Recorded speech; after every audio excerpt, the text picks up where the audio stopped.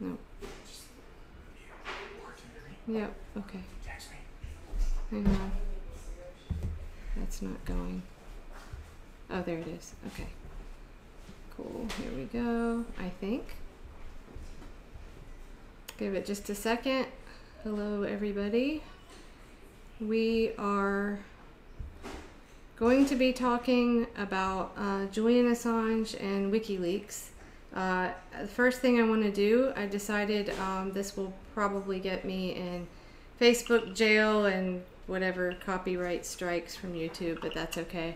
I made the decision to share these videos out of some recent conversations with people that I kind of couldn't believe had not seen them before. The first one I'm going to play is collateral murder, and a lot of us know what that is. A lot of other people still haven't seen it yet. And I think, you know, the thing I always hear from people is, well, you know, war is ugly, you know, but they don't know the story about what is actually in this video. And it's rather disturbing. I mean, this is what Chelsea Manning leaked, and it shows U.S. military, to me, they sound like they're playing Call of Duty in the helicopter, and they're circling, and they end up shooting and killing journalists. And this, bear with us, is me a little long, but I'm going to play a second clip, which is a soldier being interviewed. He was a guy that was like 2 blocks away, and he ran to come and help the kids that were in the van that was shot up. So this is a very heavy topic, but I think there's so much misinformation, so many lies, so much spin about Julian Assange and WikiLeaks. And I just have to point out, like I always do, that, you know, it's very interesting that when WikiLeaks was exposing what the Bush administration did, you know, the Democrats, CNN, MSNBC, they all loved him, right? Now it's, you know, he's a agent of Putin and Trump, which there's still no evidence of that. But anyway, so we're going to start, and if you haven't seen this clip before, it is kind of disturbing. So, you know, one of the things I heard was that the media decided it was too graphic for when it came out. That's part of why they didn't play it on the news. It would just be too upsetting for people to see. But I think if more people saw it, they would question what we're doing over there, and question if someone leaks something like that because it's so awful and it should be leaked because it's wrong, then I don't see why we put that person, that whistleblower, in prison. So, okay, enough preaching. Anybody else want to add to that before I start this? Okay. All right, 1 sec. I'm gonna prepare for my strikes from Facebook. Here we go. Yeah. I'm on Twitter too, right? Is it there? Let's see. Should be. Yep, we're there. Okay, here we go.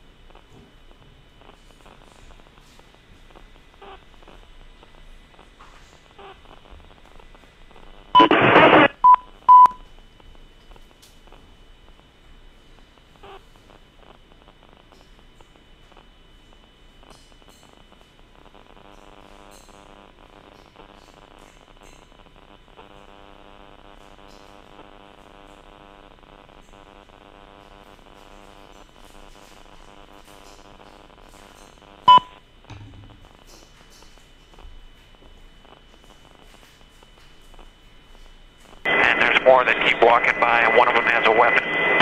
Roger, receive target 15. Okay. 208. See all those people standing down there? Stand by. Roger.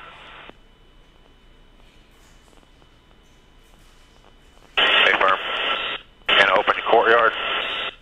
Yeah, Roger. I just estimated there's about 20 of them. There's one, yeah. Oh, yeah. I got a 6-1, or correct, Vanderbilt Ford Route 236. I don't know if that's... Hey, Bushmaster Element, copy at White 6. That's a weapon. Yeah. Hotel 26, Crazy Horse 18. We'll call for change by Charlie Mike Bravo. Spirit 37. Number at White 6, Bushmaster 6 Romeo. Roger. Fucking break. Hotel 26, Crazy Horse 18. Have individuals with weapons. Bandits 1-4 radio. Rio Bandits 1-4. Yep, he's got a weapon too. Hotel 26, Crazy Horse 18. Have 5 to 6 individuals with AK-47s. Request permission to engage. Roger that. We have no personnel east of our position, so you are free to engage over. Alright, we'll be engaging. Roger, go ahead. I can't get them now because they're behind that building. Any Bushmaster Element, copy We got an RPG. Alright, we got a guy with an RPG. I'm going to fire. Okay. No, hold on, let's come around. Behind buildings right now from our point of view. Roger, yeah, we're going to come around and Hotel get 26 them from has an unsolved individual with RPG. Getting ready to fire. We won't... Yeah, we got a guy shooting. Now he's behind the building. God damn it. Speed coming around. Negative. He was right in front of the Brad. About there 1 o'clock. Haven't seen anything since then. Just fucking, once you get on, just open them up. Again, Roger. I see your element. You got about 4 Humvees out along this. You're clear. All right, firing. Line here. When the space line, let me know when you get it. We'll shoot. Light them all up. 002 traffic 260. Come on, fire. Hey, Roger. Keep shoot. Keep shoot. Bushmaster 2-6. We need to move time now. Alright, we just engaged all 8 individuals. Yeah, we got 2 bursts. We're still firing. Roger. Got him. 6 is a 2-6. We'll move, but we got this. Oh, fuck, sorry. Well, I was done. Bypass. God damn it, Kyle. Sorry. I hit him by head.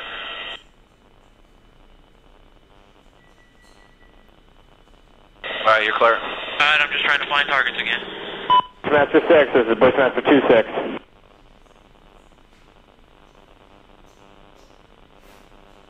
Got a bunch of bodies laying there.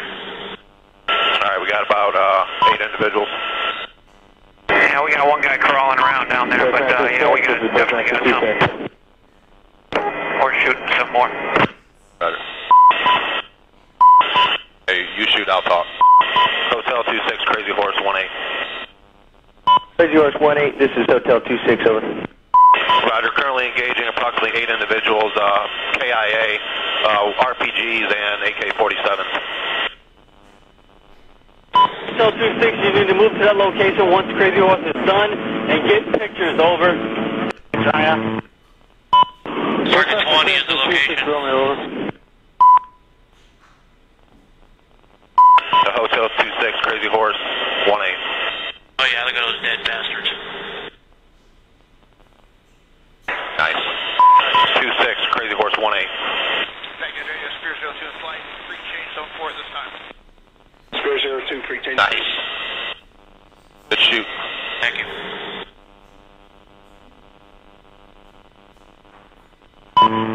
Hotel 26. Hotel 26, Crazy Horse 18.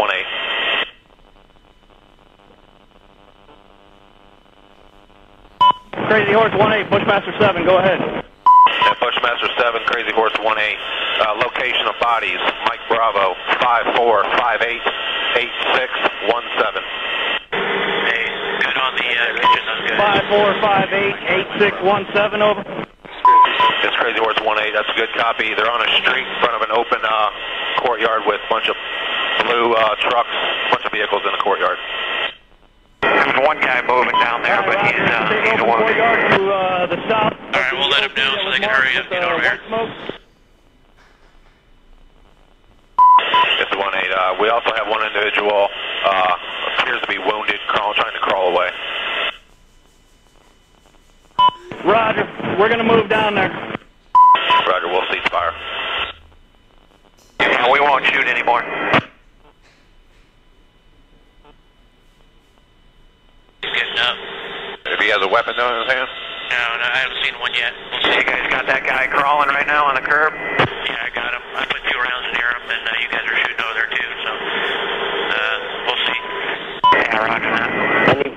Bushmaster 36 Element, this is Hotel 27, over. Hotel 27, Bushmaster 7, go ahead. Roger, I'm just trying to make sure that you guys have my turb, over. Roger, we got the turb. Okay. Come on, buddy. All I gotta do is pick up a weapon.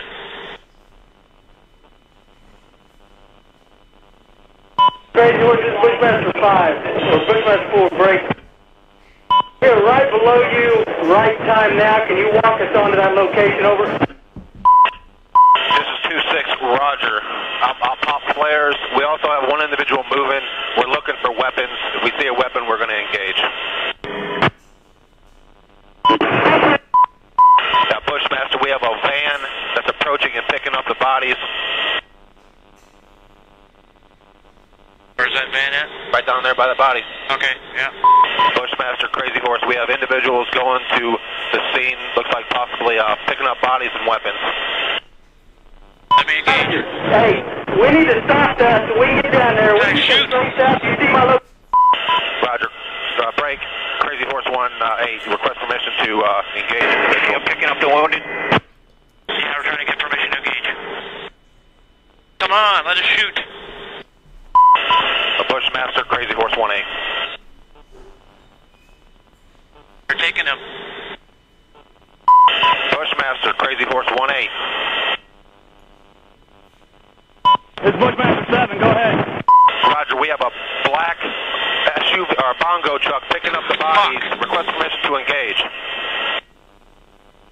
This is Bushmaster 7, Roger. This is Bushmaster 7, Roger, engage. 1-8, engage. Clear. Come on. Clear.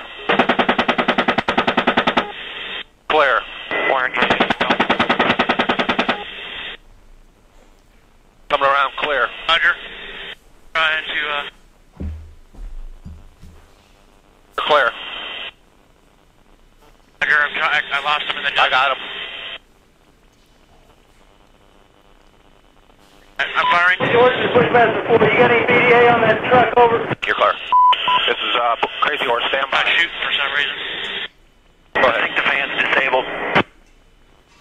Go ahead and shoot it. I got an azimuth limit for some reason. Well, left. Clear left.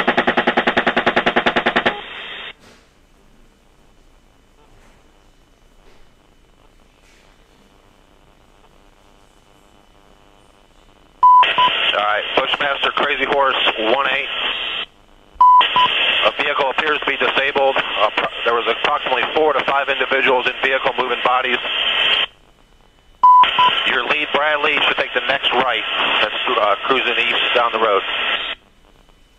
No more shoot.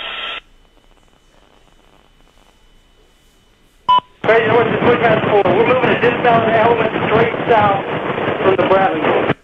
I have your Bradley element turning south down the road where the engagements were. Last call on station is Bradley Element, say again. Roger's Crazy Horse. Your lead Bradley just turned south down the road where all the engagements happen. Should have a van in the middle of the road with about 12 to 15 bodies.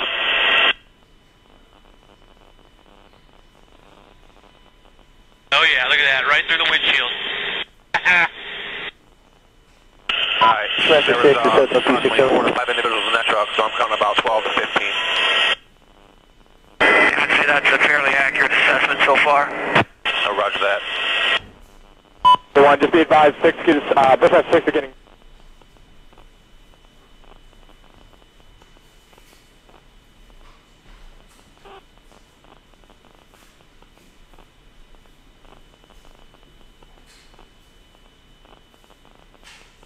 Roger, we'll be standing by here. Flavor 5-2 radio. Yes, for soft we call frequency. Yeah, I just drove over a body. Yeah. Viper 5-2, report free change zone 4. Maybe there's a visual. Frequency. Yeah, I just drove over a body. Yeah. Viper 5-2, report free change zone 4.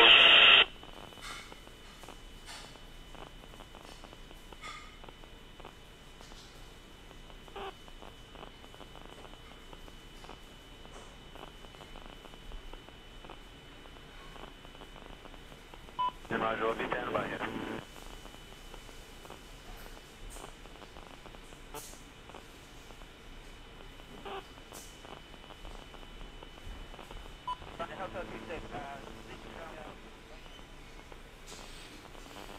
Hey, I need to get the brass to drop ramps. I got a wounded girl. We need to take the rest of mile.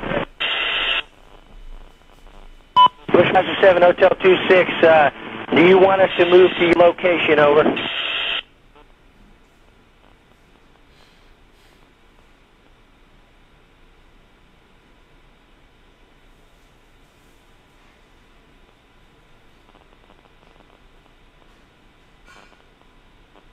Baghdad Radio, Spear 02 in flight, free change zone 1. Spear 02, free change approved, zone 1. Bushmaster 6, Hotel 26, over. Hotel 26, this is Bushmaster 7. Roger, come to our location. Okay, Roger, we're moving up north on Gaddens, and then we will push east to your location. For zone 4, en route zone 311, we'll call arrival. Aggressive 20, Commando 89ers active, report arrival 311. 20. Baghdad Radio, aggressive 34 is off zone 208 for zone 1. We'll call for change. Aggressive 43, zone, correction, aggressive 34, zone 30 is closed, report free change zone 1. Aggressive 34, welcome. Roger. Roger, that's a negative on evac and the two civilian kids to Rusty. They're going to have the IPs link up with us over here, break. IPs will take them up to a local hospital, over. That's your copy, over. Roger that. 26 out.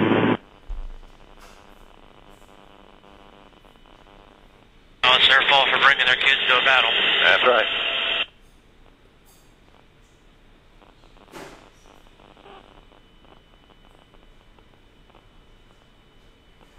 Crazy Horse 1A will be setting up north to south, engaging with Hellfire.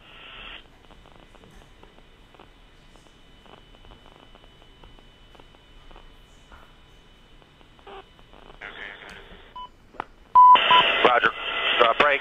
Crazy Horse 1A, request permission to engage. I'm picking up the wounded. Yeah, we're trying to get permission to engage. Come on, let us shoot. A Bushmaster, Crazy Horse 1A. We're taking him. Bushmaster, Crazy Horse 1A. Last calling station, Hotel 26.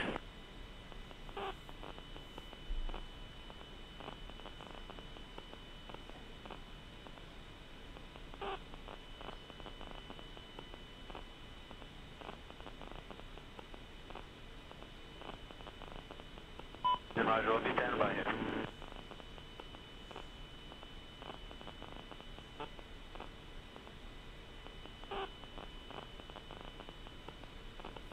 Hotel 26, you want your hotel 2 element? I got a black vehicle on our target, right to the north of the mall. Yeah, I would like that, over.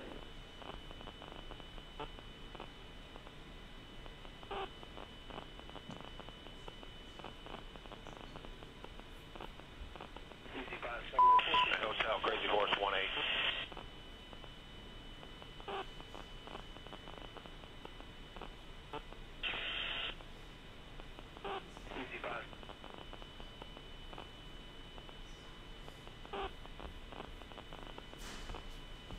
Moving south by the Moss Dome on that road.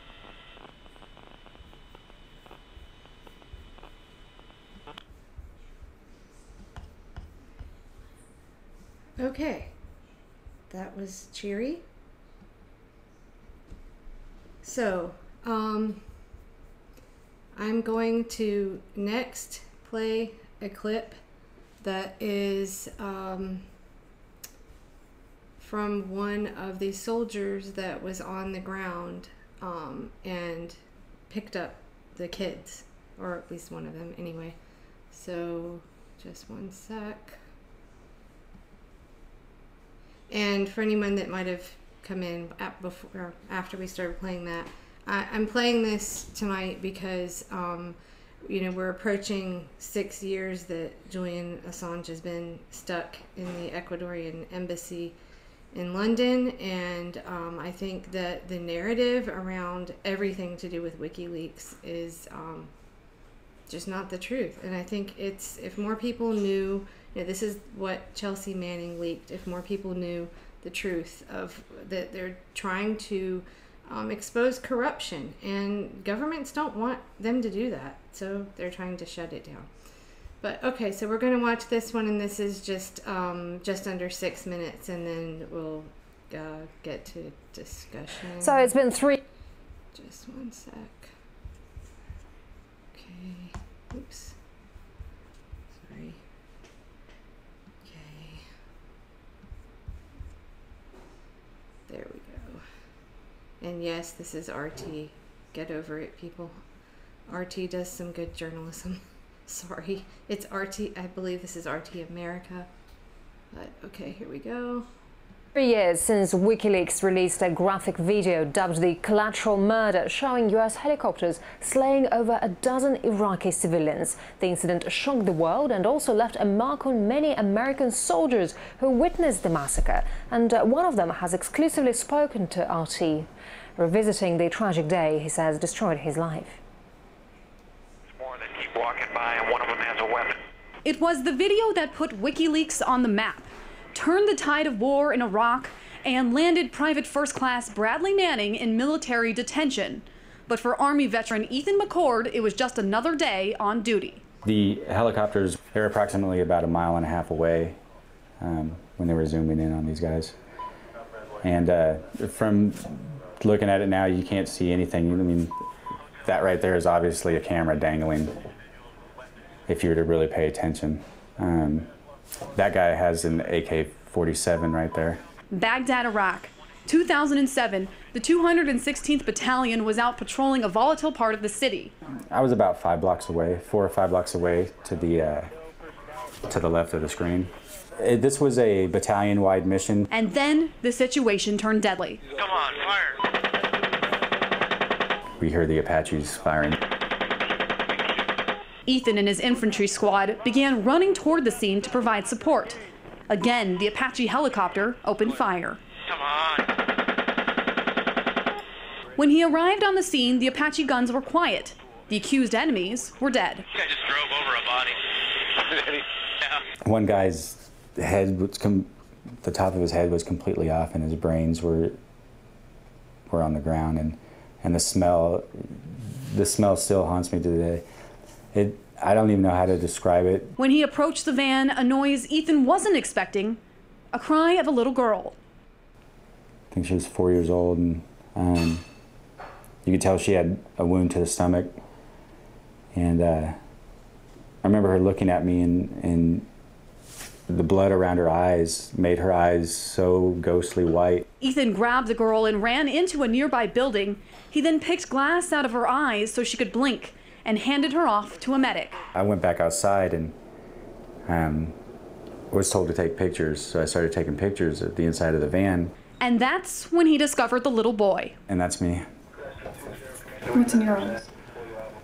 That is a little boy who I originally thought was dead. Despite their injuries, the children survived. But part of Ethan changed forever that day. But I couldn't stop myself from crying. I couldn't stop myself from feeling the way that I was feeling. When he did seek mental help, he says he was mocked by his commanders and threatened with expulsion from the military. That's when I started drinking. Mental health had given me prescriptions, 13 prescriptions, of Geodon, Depakote, Prozac. I mean, I was a zombie.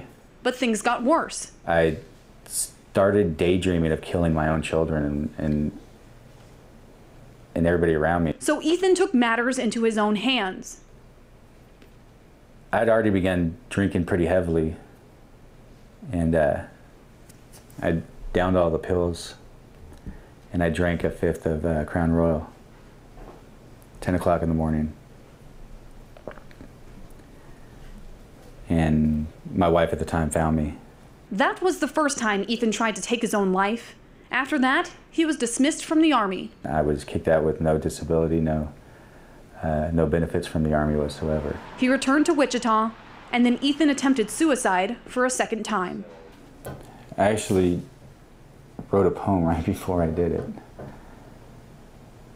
before I put the gun in my mouth. And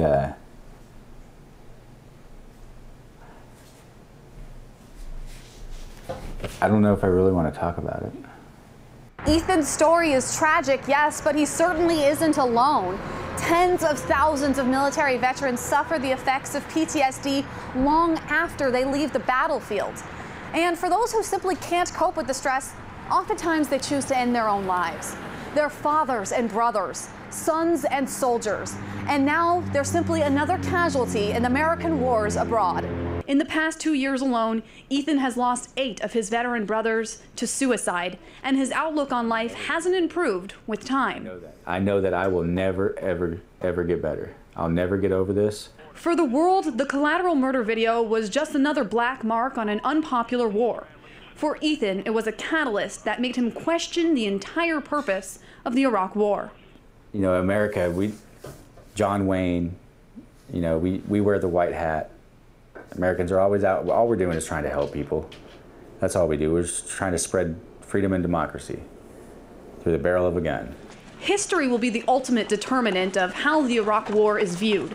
But for Ethan and so many soldiers suffering from post-war stress, the future is far and the past is too much to cope with. Reporting from Wichita, Kansas, Megan Lopez, RT.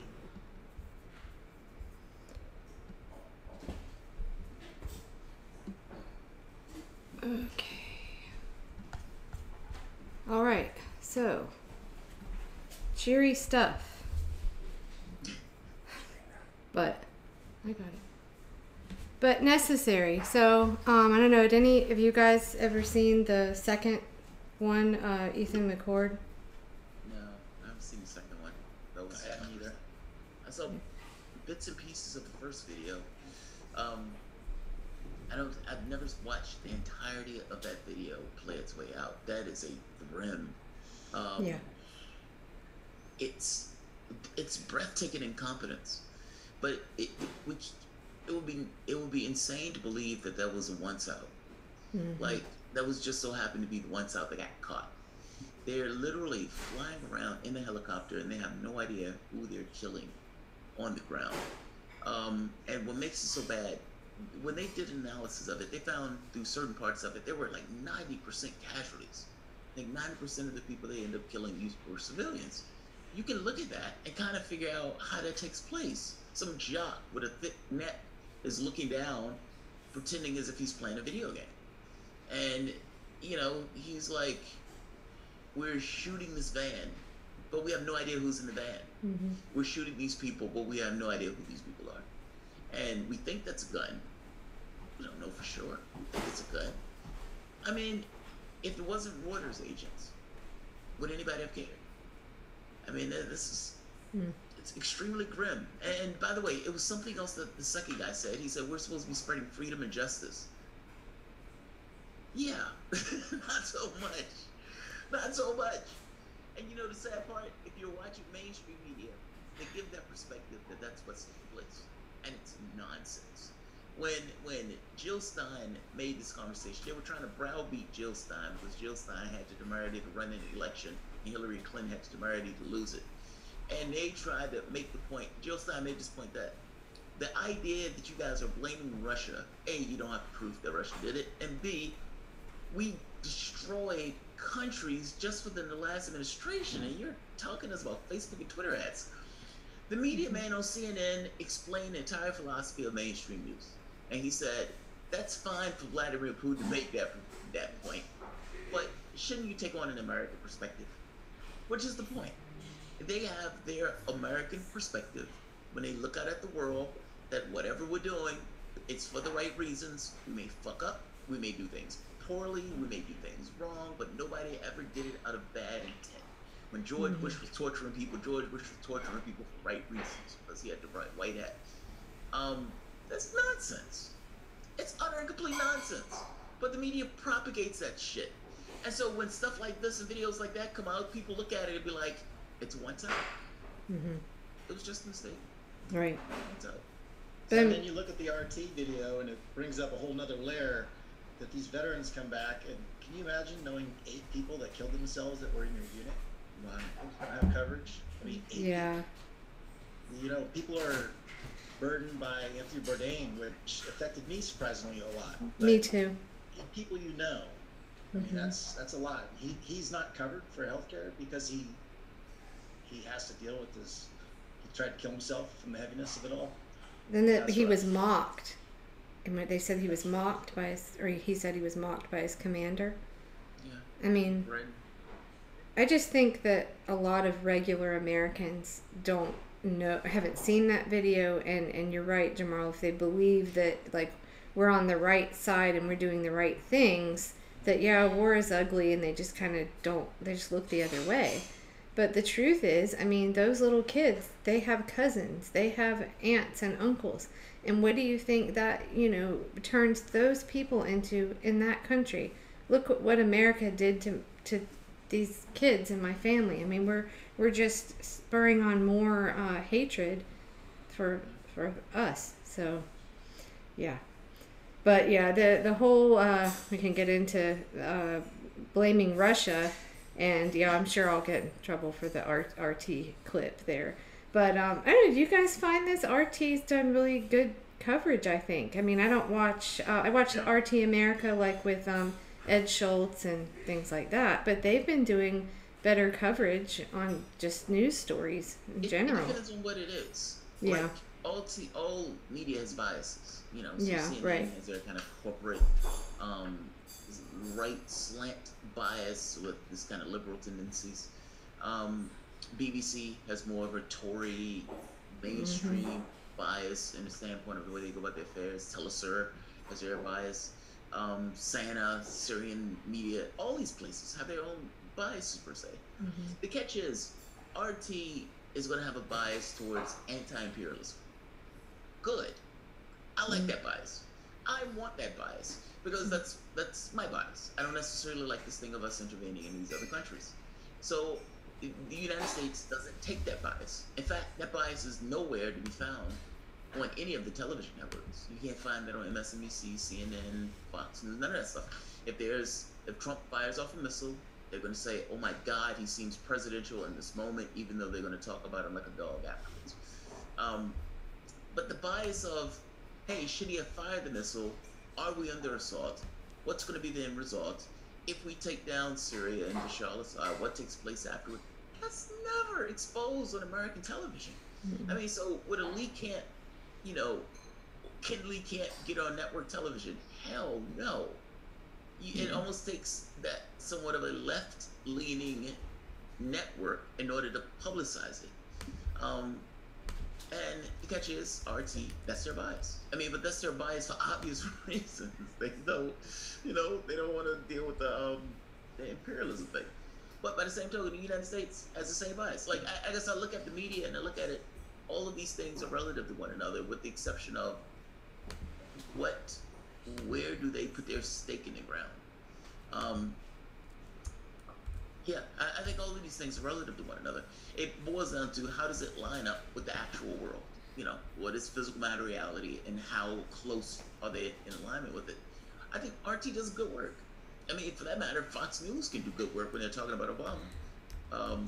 You know, if Fox News put out the story, I think it was maybe a month ago, where they were going after investigative journalism. Fox News, that sounds like an oxymoron, but they actually found one of the people who the CIA was giving weapons and weapons to, and the guy says, "Yeah, I gave a bunch of weapons to ISIS and Al Qaeda," and he's like being real casual about it, like, Look at all the weapons that I got from CIA. This, you know, here they're in our room.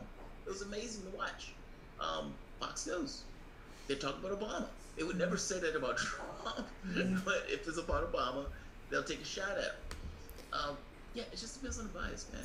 So I want to just get back to Assange a bit, and well, that's the whole focus of this, honestly, is what I wanted to do. I'm actually considering going to DC on Tuesday, but I'm kind of deciding to be there for the rally in DC. But I know they're happening all over the world. You know, here I think New York, DC, San Francisco. I just encourage anybody, if you can, it's nearby, go out and protest in support of, you know, I don't understand how he can still be in this embassy. 6 years for what? Reporting the truth. So I don't know if anybody wants to. Well, I mean, have you ever seen his story told correctly on mainstream media by anybody? Nope. No. So how do we expect everyday civilians who don't, you know, most people don't want to follow politics, and we should, but I understand why people don't. Right. And if you turn on MSNBC and you're a leftist and you don't really want to follow politics, you think you're getting informed. Mm-hmm. So what you know about MSNBC, I mean, what you know about Assange, you know from Rachel Maddow. Right. That's frightening. She give you the full story? No. Right. Yeah. I mean, obviously. Right. I mean, you want to learn about net neutrality? You think you're going to hear about it from CNN and MSNBC?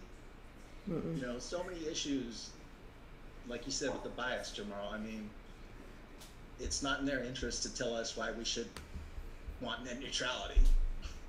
Right. You know? I mean, well, here's something else to. And remember during the Vietnam War, people were ending it. Where do we hear that? Where do we hear anything on any of these outlets that are calling for an end to our conflict? There is no anti-war voice out there at all in our mainstream news. Not a single damn one. Mm-hmm. That's the problem.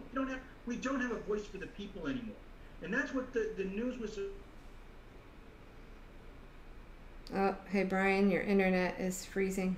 Yeah. Is it? Yep. You've been censored. What I said is that they don't have a voice for us anymore in our mainstream news. It's gone. Right. We used to have a voice. We have people who would speak up for us and say, look, and calling out.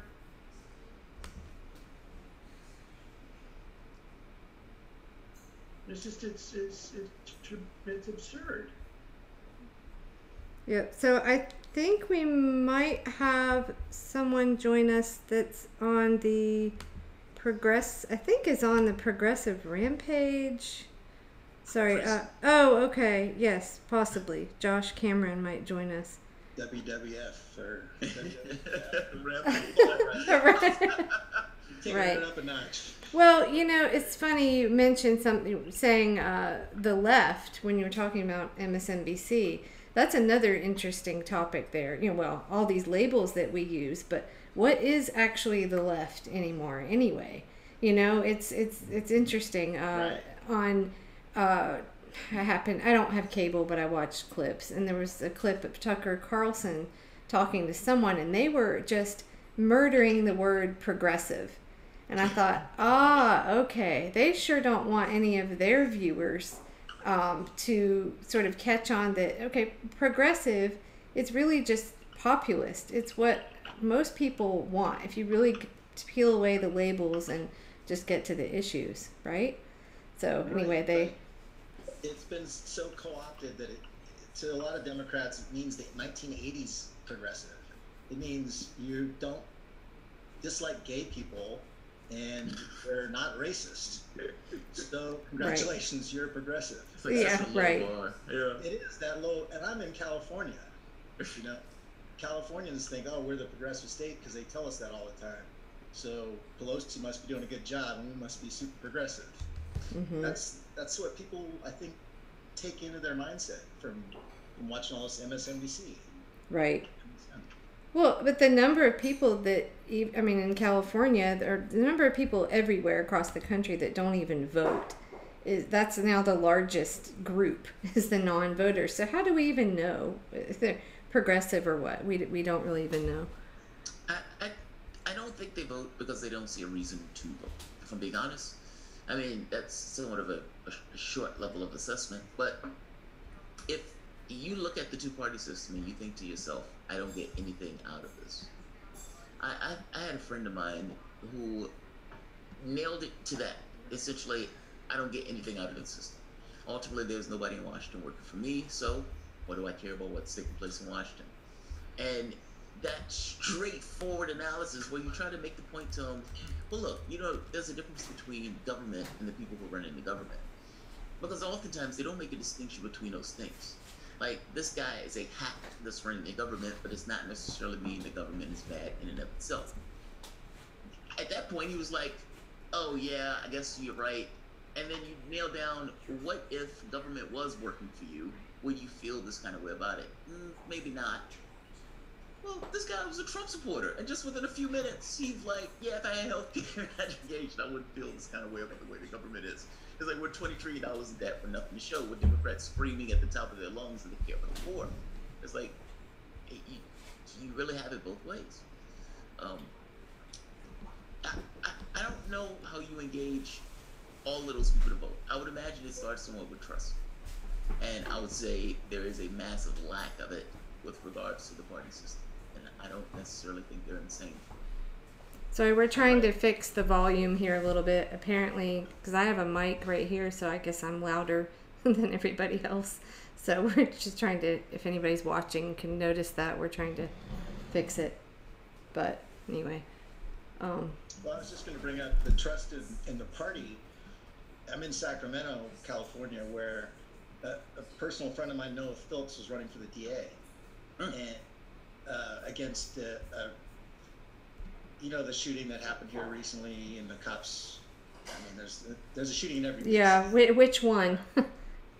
The name is just totally drawn a blank. But anyway, Schubert is the candidate, and she's a Republican. She's been the DA for a while, Republican incumbent, and members of the Democratic Party openly endorsed the Republican candidate DA. No way! Are you serious? Openly. But the only good thing I can say from this story is that it's the first time that the party kicked some people out. So after the fact, after Schubert already won the office, the Democratic Party cut bait with a few of the Democrats that endorsed the Republican. But that's amazing. How do you set the bar there? Like, they endorsed a Republican. I went after Ro Khanna recently because my field, Ro Khanna, Ocasio-Cortez is running in New York, and she just recently had a debate, and Crowley was trying to paint himself as a progressive. I'm a progressive. I have a progressive record. I've been putting in this Hispanic and this Asian American, and she had to make the point to him, this is about class. This is not about the identities that you put into those offices. They put in identities as if the identity itself is somehow indicative of doing something for that particular identity. Hey, I put in an Asian American. Aren't you Asians happy? Yes! And it's like, yeah, but doesn't it go further than that? Like, just because the person is Asian doesn't necessarily mean it's representing a particular interest. And Ocasio kind of makes this point, this is about class. Like, let's be very clear about what this is about. She floored him in that debate. Because her thing was, I am here for this, and this. Jobs, education, getting rid of ICE, etc. And he's like, I have experience. And that was the debate. I have experience, and we need to take down Trump. That was literally the entirety of the debate. And he's trying to say, I'm a progressive. They're painting themselves with this stuff because they understand to some degree they're trying to close the gap between what people see as the Democratic Party and what they see as a lacking in these kind of real values of actually wanting to get something done that's a little bit more than just radical incrementalism. That debate was damn good. Gavin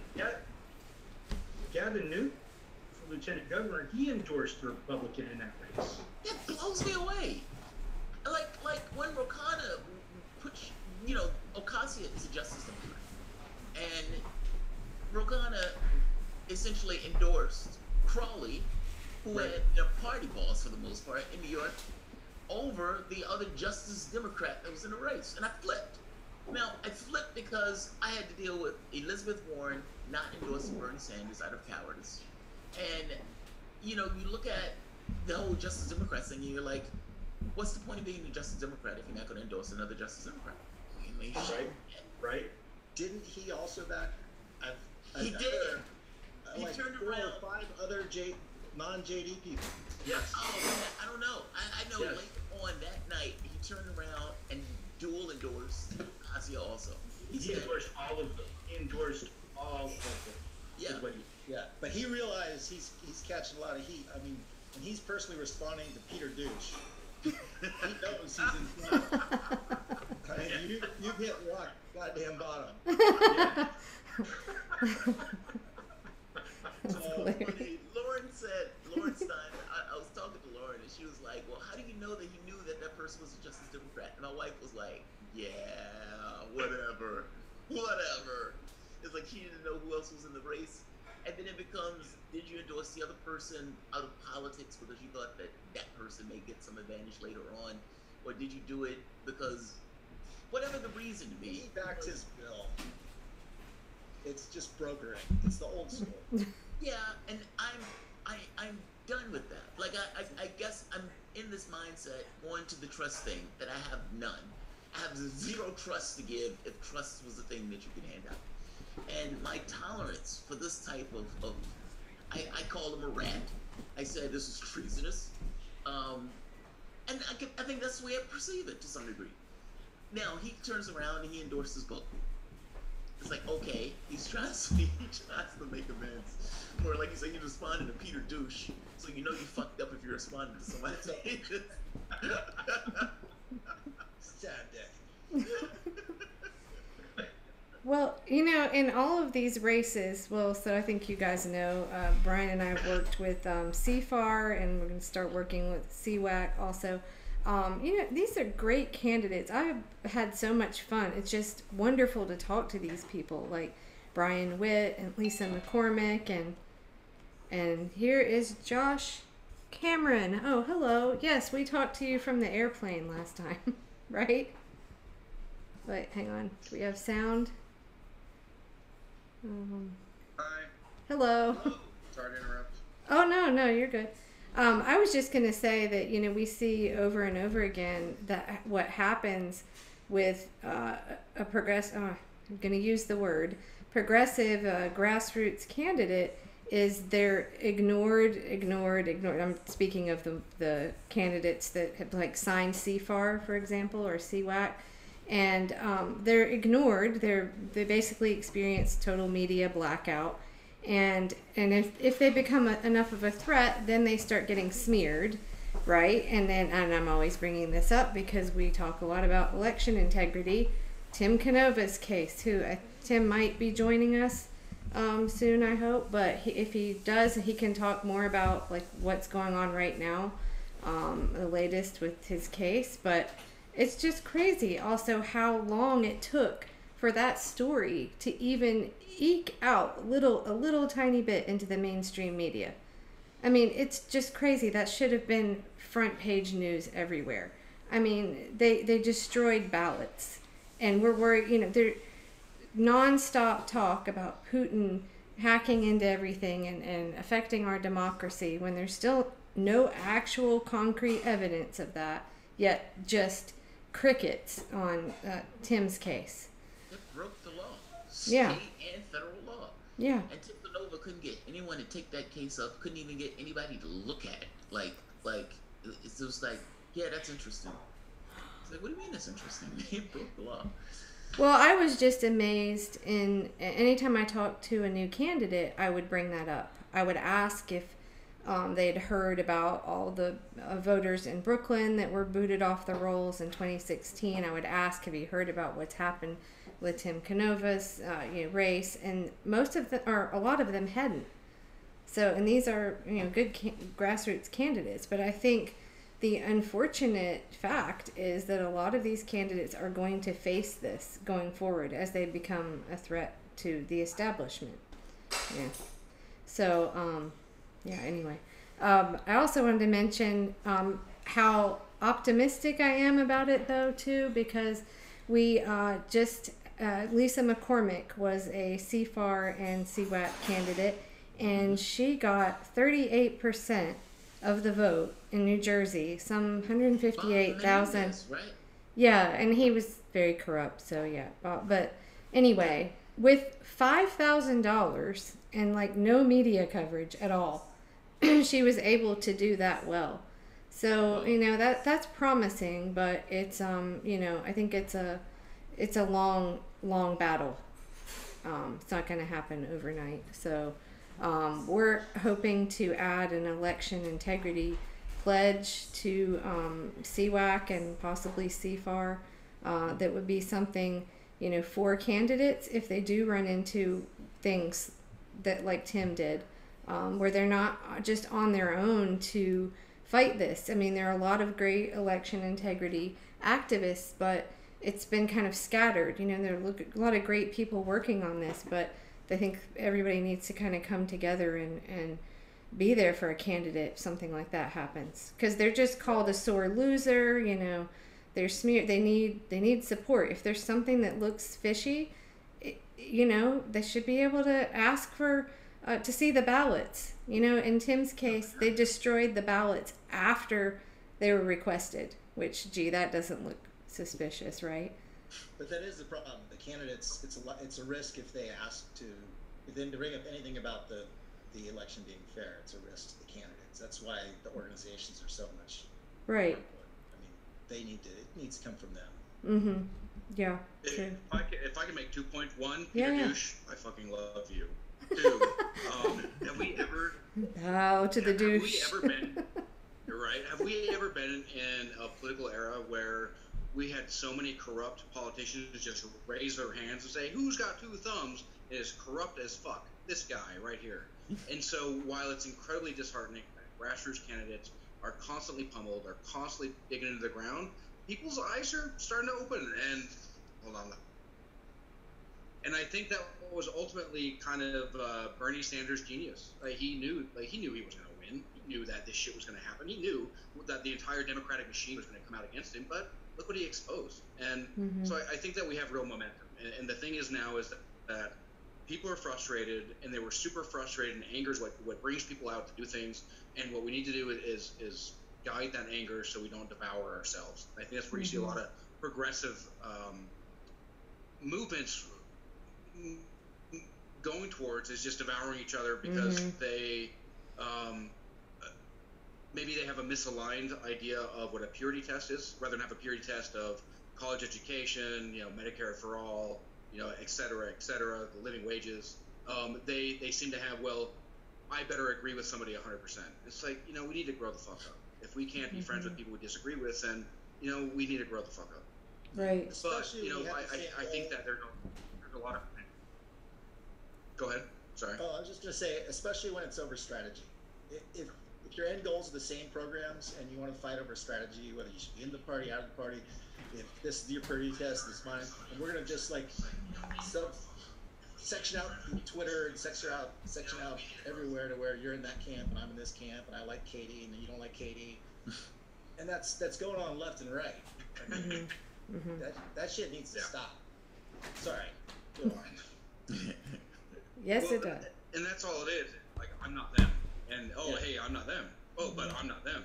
Oh, hey, I'm not them. Yeah, I mean, one of the things, oh, go ahead, sorry. Go. No, I didn't want to cut you off. I probably have a delay. I think I have slow internet. So okay. No, go ahead, please. And this is where I get a lot of people mad at me because I'm a pretty active political activist here in Salt Lake City, Utah.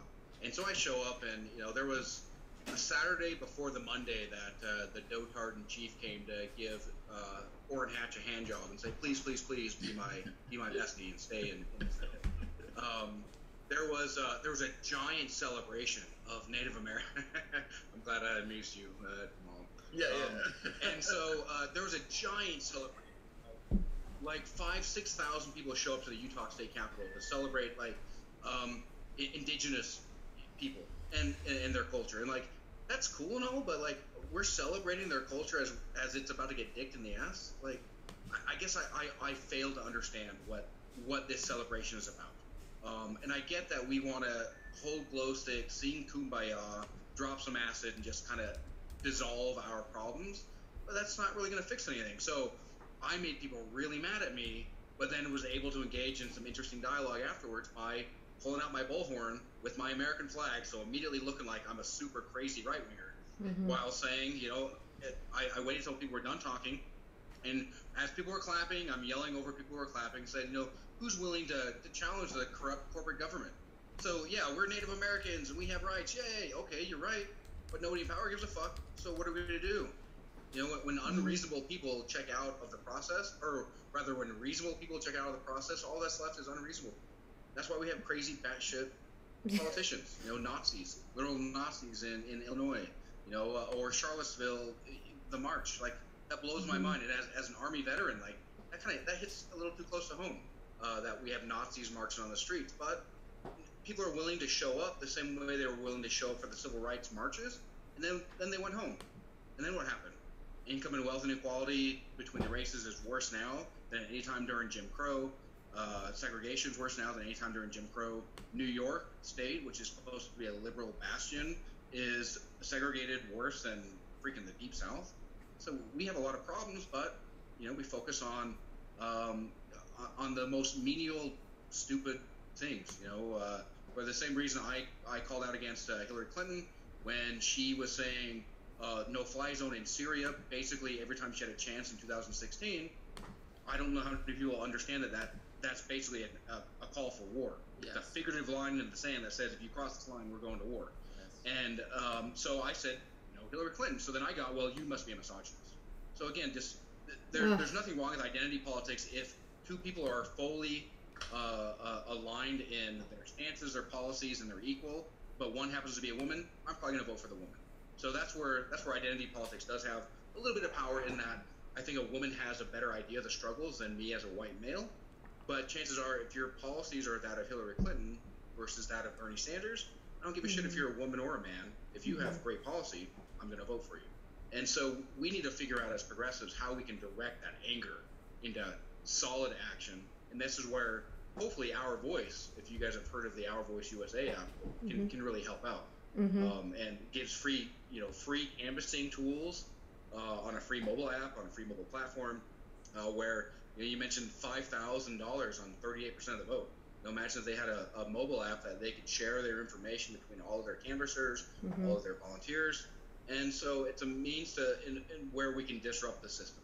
So my philosophy is a little bit of the Joker, kind of a yin-yang of major Batman, minor Joker. So disrupt the system as it is and be kind of a vigilante to hopefully save us from ourselves.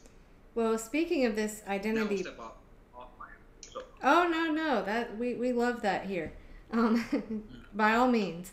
No, I was just going to say, speaking of identity politics and specifically Our Voice, something that happened not too long ago on Twitter, see if I remember the details exactly. I think it was Corey had tweeted something.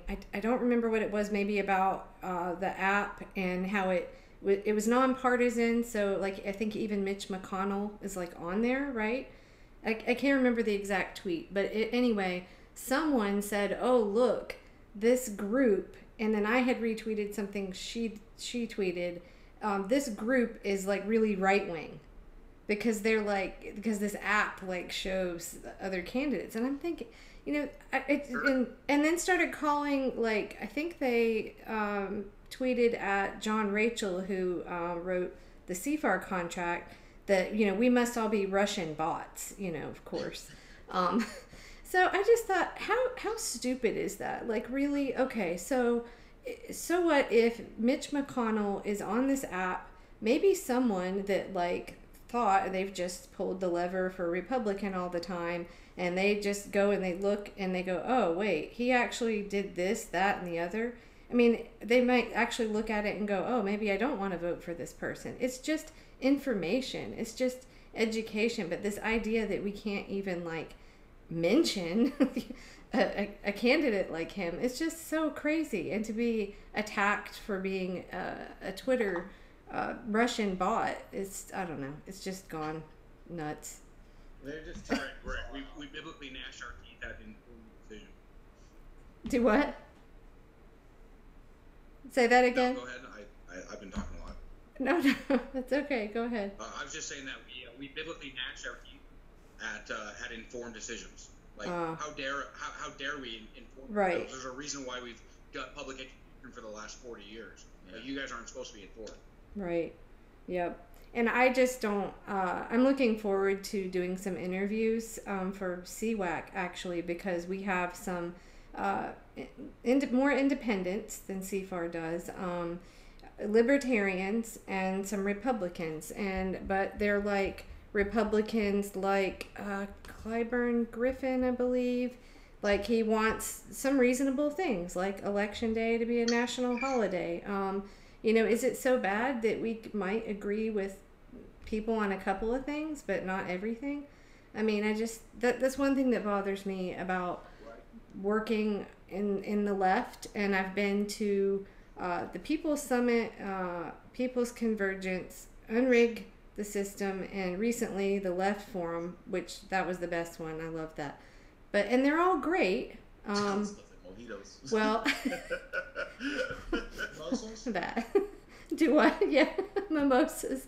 And they're great, except, well, Unrig was my least favorite, except for the woman who did the ethics panel thing. That was great. But basically, I'm there, and I feel frustrated because I have Republicans in my family. I can speak Republican, and I just see that, or even not Republican, just independent. I don't see the outreach to try to connect with people who aren't just in that little bubble on the left. And it's in my experience, you don't necessarily, or how can I say this? It sounds weird. We are not, the entire 2016 election was ran under this idea that the left supposedly was owned by the Democratic Party. I think what the left is finding, that there's something fundamentally different. Like, it's not the same. It's not, like, the political leanings have started to organize and accrue itself into a certain ideology of sorts. And that ideology is somewhat distinct from what's taking place from the standpoint of Democrats and Republicans. It's different. It's virulently anti-imperialist. It cares more so about this kind of populist thing at home. That's a certain political identity that's not necessarily espoused in the other parties. It reaches across party lines. That's the other part. So you have this interesting thing where you have the anti-war left and the anti-war left, right, shaking hands. Trump fires libertarian. Right. Trump fires a missile, and you have Alex Jones melting down. It's the funniest shit you've ever seen in your life.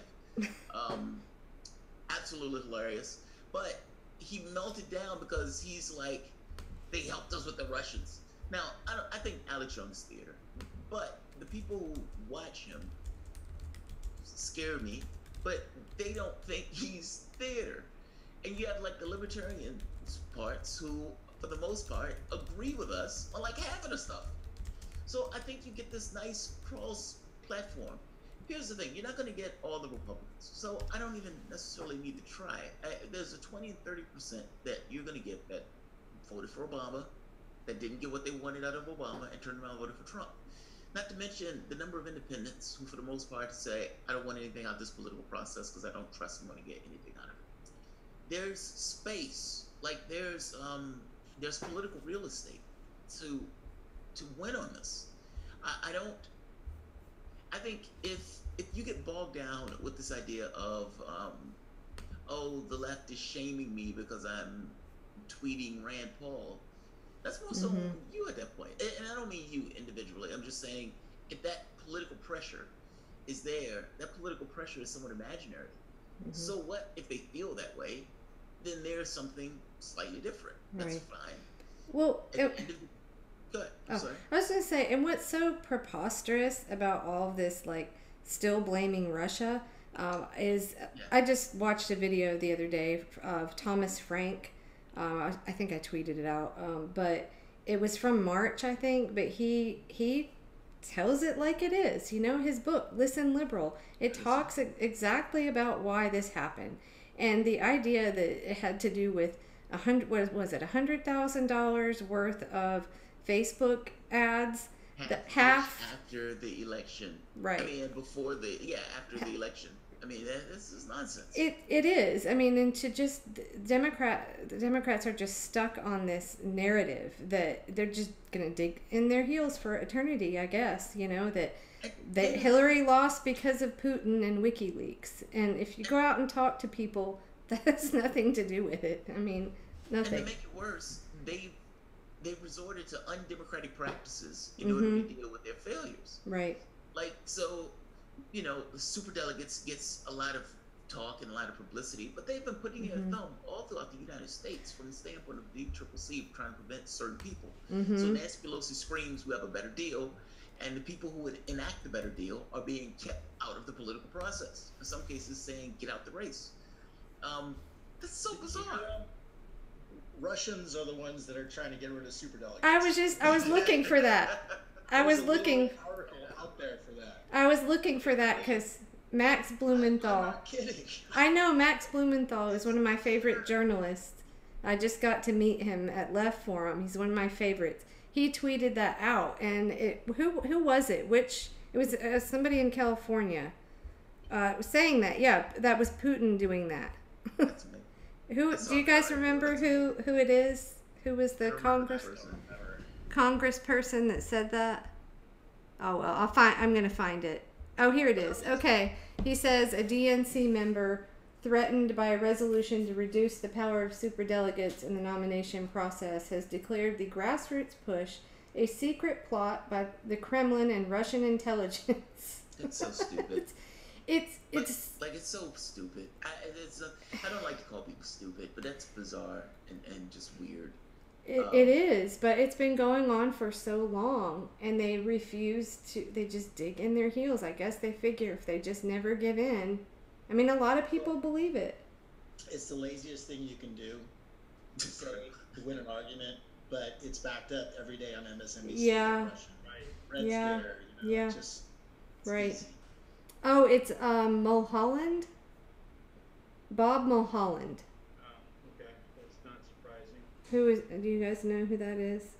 Yeah, Californian. Yeah. Okay. I'll pretend I did. He's great.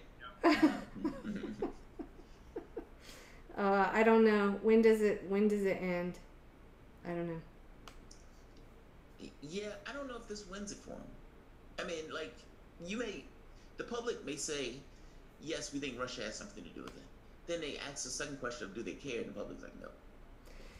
Well, I just don't think I don't think anyone cares. I think you have that 30% of Democrats who care, and then you have them looking at progressives, and progressives like, well, fuck yourself, you cheated Sanders.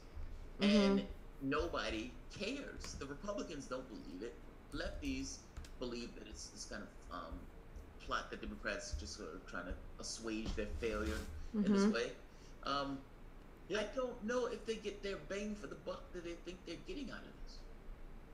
Well, elections still come down to what they always did. Motivate your base, win over the independents. And how do you do that?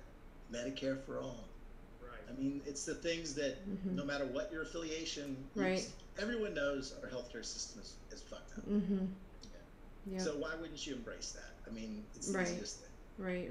Well, some people know the mainstream media tells them that they have the best place on the planet, and everybody else is, Britain is like, it's like, oh, that failing British healthcare system that's ranked like number 8 in the world, right? But 30th of America. But you can tell me that all day on TV, and when my bill's $1,500 for freaking whatever I have. Right. It's like one aspirin. $20 for an aspirin. Our medical system is extraordinarily fucked up. I mean, there's no cost at point of service in Britain. The Tories have been trying to undermine and just completely dismantle the NHS, and they would like nothing more to have a fucked up American system. And I keep telling Brits, don't let them do it. Don't let them do it. Our system is not enviable by anybody in the world, and yet it pretends that the system is some kind of good thing. It's so bizarre. It's always weird to me that people look. Part of this, somebody said Americans need passports. I think that's true. But again, that also kind of goes back to this thing of this American-centric view as opposed to a world-centric view. If you don't necessarily know that these other places are better off. I've heard right-wingers make this argument that, well, the reason their healthcare is good because they're leeching off the virus. It's like, what? It's like, well, yeah, because their drugs are being subsidized by Americans. What? It's like, what are you talking about? But they will make these arguments. I've heard these people make these arguments from a straight face. So, my daughter, who's 20, she's in Scotland. She decided to leave. She wanted to study journalism and didn't want to do it here. So, after the election. So, she's in Glasgow. She had to purchase, so she can use the NHS, which she did after a sledding accident. She like knocked out her 2 front teeth. Had to have replacement. I should show the video. It's like they decided to sled on an air mattress, which was just brilliant. But anyway, knocked out most of her 2 front teeth. It was £75 to like have everything done, which is, I guess, probably roughly around $100. Yeah. Yeah, and what we had to pay was for her to be able to use NHS as an American student was a $900 fee, a one-time $900 fee that covers 4 years, and that's it. So, I mean, when people say it can't be done, I don't know. It's just crazy. I mean, that right there, I'm sure, I haven't priced it here, but I'm sure that would have cost thousands to have done here. To have her teeth fixed? Yeah, I mean, she has like fake, on the front too. So even though we have dental coverage, I'm sure that would be. I should price it, but I know it wouldn't be $100 for sure. Health insurance by itself, I pay roughly $400 a month for health insurance. I think it's like 3 something plus my wife pays another like 200 something. We pay a huge amount of money for healthcare. Like that coverage for 4 years, we would go through that in like 3 months. Like just from the standpoint of the amount that we pay in healthcare. It's obscene what we pay here. And then we put that on our businesses. Like you have other countries abroad who don't necessarily have businesses that have to take on healthcare costs. Right. On their employees. And imagine the ridiculousness of you losing your job and then all of a sudden you're out of healthcare, you have to pay Cobra for like $400, but you don't have a job. So how are you paying for $400? Like it's an odd disconnect that makes no sense, and yet people fight for it. I mean, people would, tooth and nail for garbage in comparison to the rest of the world. We pay 4 times as much. I'm not gonna bitch. I'm just saying we pay 4 times as much for least service, and people act as if. I think the weirdest thing to me was when I was out of the country and I was watching the debates with the Obamacare thing, and I'm like, those people are maniacs. They're talking about death panels, and they're talking about a private government takeover of healthcare. I would have loved for a government takeover of healthcare. I mean, what you're talking about is just private enterprise, with governmental regulations around it, and this kind of weird utopian idea that you can have both of these things together. But yeah, I'm bitching. I'm bitching. Well, if I can bitch for I think. No, go ahead. Yeah, go ahead.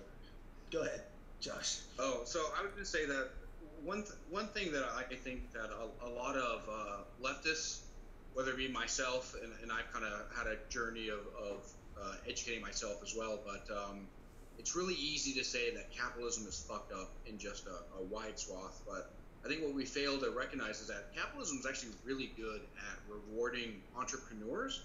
Where it goes awry is that it rewards them so vastly that it becomes parasitic upon the citizenry at large. And so that's where democratic socialism really has a great way of, I think, speaking to the average person, where there was that town hall in West Virginia where like 75% of that given area voted for Trump, and then all these right-wingers are applauding socialized medicine in front of Bernie Sanders. Yeah, he rocked it. So there are very right. He did, because he talked to the humanity. He talked about the human condition. Here's human condition as X. I want to get you guys to Y. How do we bridge that disparity? Well, we do that by educating your kids. I don't really care how we're going to do it, but let's figure out how we can do it. And then I would like to see -5 through 16, not just K through 16, because now we show that daycare costs as much as college education. And we have means to reach in. And Kelly, I think it was you that said that you speak right-winger really well. Well, I do too. My dad, I don't really like my dad that much, unfortunately. He's such a Trump's a self-made man. I'm glad he's not taking a salary, because good thing he's not taking a $200,000 salary while Xi Jinping is faster rewarding his daughter and his fat ass. But and so I think it's important to be able to reach across and talk about the human issues, because that's what parties can't do. Parties talk about party issues as if people were created for the parties, and I think that's what that quickly separates you from the average neoliberal or neoconservative, when you can reach across the divide and get people to agree on how we can raise the standards of living and the human condition, and ultimately make it better. So then once we are able to feed ourselves and not have 40 million people making $24,000 a year or less, or give or take 60% of the population at $1,000 emergency away from bankruptcy. And once we get out of that constant lizard brain, fight or flight, because you're always on edge, then we can have these conversations about, how much do I care about a fetus? How much do I care about, somebody getting welfare and they don't work? How much do I care about, whatever else? Anyway, that's yeah. That has more to do with political gamesmanship than reality, right? That's more political theater. I mean, the attacks that you're talking about, for the most part, is just political theater that's made in order to kind of hit their points. But it's so effective. And so Democrats would rather be right. Well, the average person would rather be right than effective. But Democrats double down on that. They'd much rather be right than effective. So much to the point where you must be an idiot if you don't see just how much better of a person, better of a party than we are. So much so that the only message I have to say is, you look at the other guys? Yeah. Whether they realize it or not, that's so ineffective. Like people look at that and balk at that. Have you seen the other guys? It's yeah, but we're also looking at you, dude. We're not grading on the curve. So it's a risky strategy too. I mean, if you put everything on this Russia stuff, and Russia turns out to be it's done after the lower level tiered guys, where does it leave the Democrats? Right. I mean, I'm glad you brought that up again, because I wanted to go back to something, and I've read this before on a live stream, but in talking about the Russian narrative, the whole hacking that there's still no evidence for, yeah. Well, I mean, one good thing that can come out of this, though, regarding election integrity, is now everyone's paying attention. Whether it's, the people that are watching MSNBC and all that, they think, oh no, Putin's there, going to hack into everything. So we better start having paper ballots and the risk limiting audits and all those great things the election integrity people are working on. You've got more public support for it. It's just for different reasons. But I wanted to actually read this again, because this is it sort of illustrates what our media is perpetuating when even DHS put out a statement. This is from February 12th. So I believe there was an interview with Jeanette Monfra, who's with the Department of Homeland Security, on NBC. This is DHS's statement, February 12th, 2018. Okay. Recent NBC reporting has misrepresented facts and confused the public with regard to Department of Homeland Security and state and local government efforts to combat election hacking. First off, let me be clear. We have no evidence, old or new, that any votes in the 2016 elections were manipulated by Russian hackers. NBC News continues to falsely report my recent comments on attempted election hacking, which clearly mirror my testimony before the Senate Intelligence Committee last summer as some kind of breaking news. Anyway, so they go on, they're just basically saying there was no hacking. And actually, you know what? I am going to share something again really quickly. They double down on that even after that came up. I know. They double down. And you know what? Muddy the waters. That's what they do. That's all now. But my feeling is, you know what? If they did, all right, let's see the evidence. Let's get to the bottom of it. Let's see the evidence. Why are we silent? Why has Reality Winner been just completely silenced? When she supposedly showed the evidence that Russia hacked into the 21 states, she's just been thrown under a jail. Okay, I'm going to play this video really quickly. Give me just a sec. I will do what I did before. Oh, it was really... it was the thing about... Hold on, let me find the... In the DHS statement, they talk about scanning, that there was... Do what? Oh. I was just going to say, while you're looking for that, Jimmy go Dore ahead. had... I can't remember the gentleman's name, the NSA leaker, I think.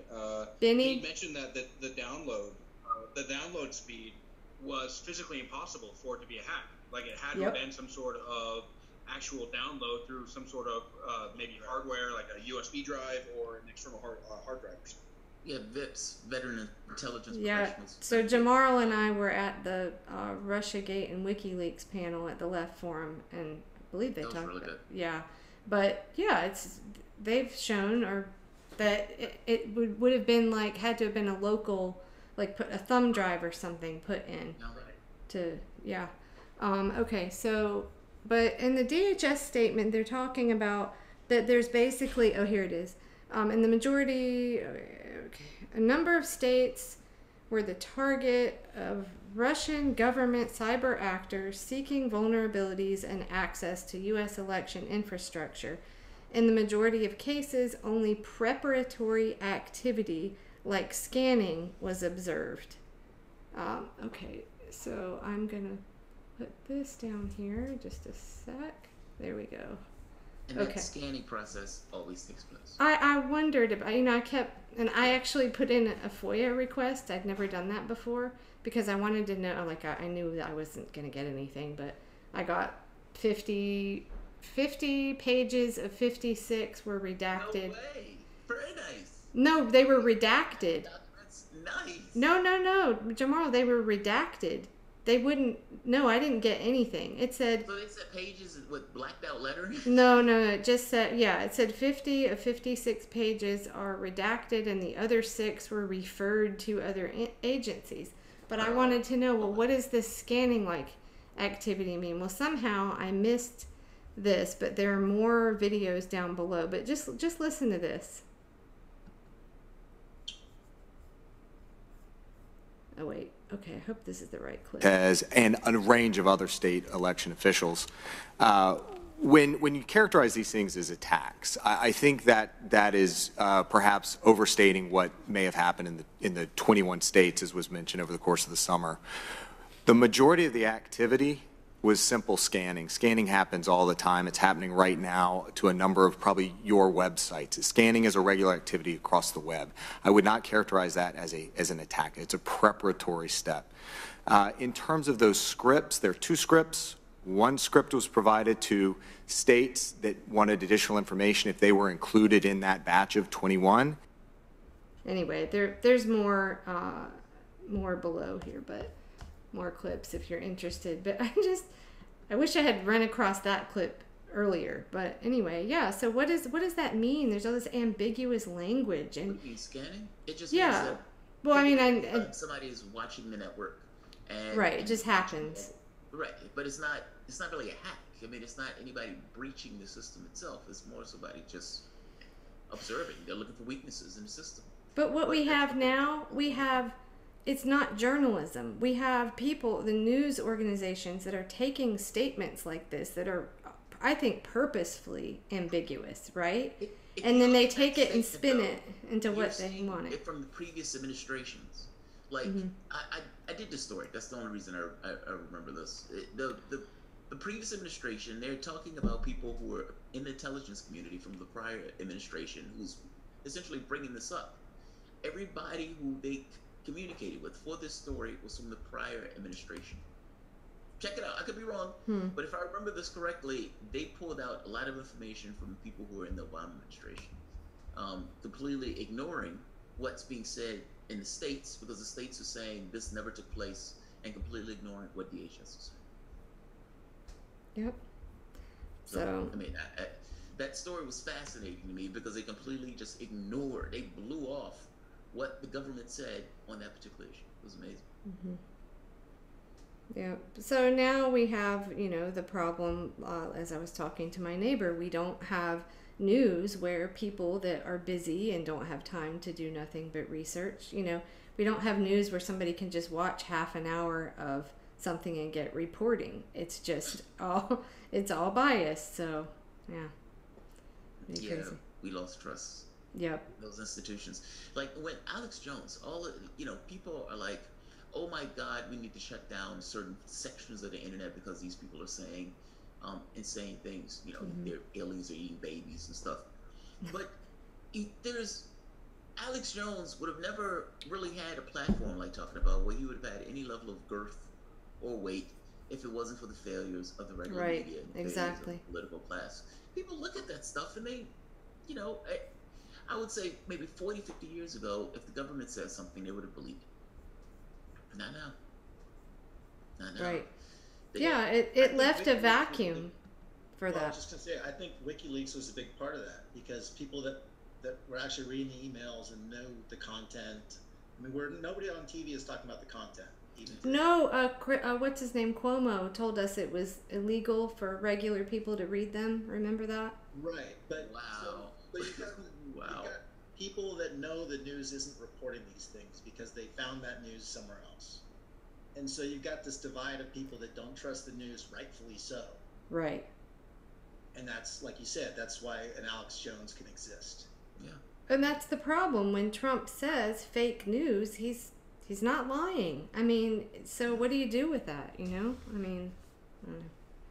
Well, and it's not even just that there's legitimacy to the fake news, but it's like, did you guys watch the Correspondents' Dinner? Yes. Where Michelle Wolf just she was breathed fire all over these guys. Well, and she said, well, I got a crying kid. Hold on a second. Oh, it's okay.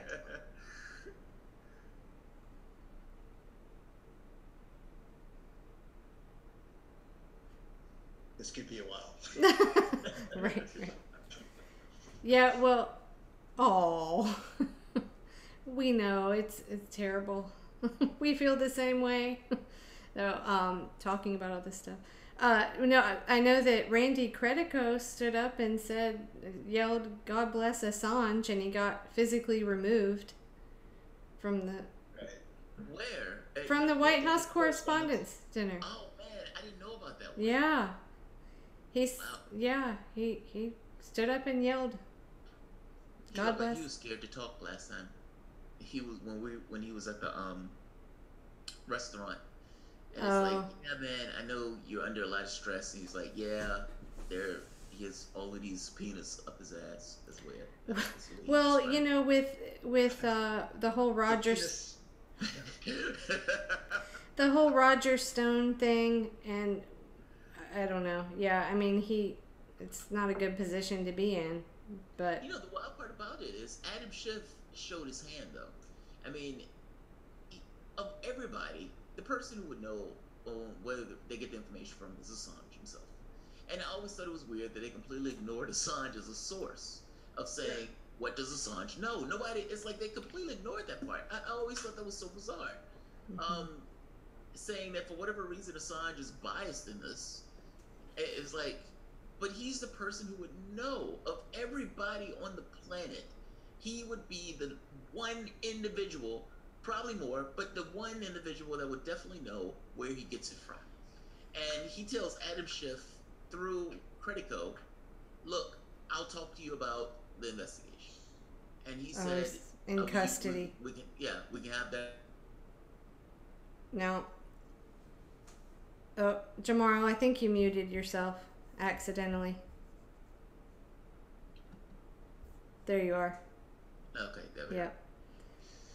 But yeah, he was like, I should see him in custody, which gets across this thing that the United States, up to this point, had never said that they had a warrant backing them, even though everybody assumed that there was a warrant behind. I mean, I'm not an international lawyer, but I still just don't really understand how that is that we can.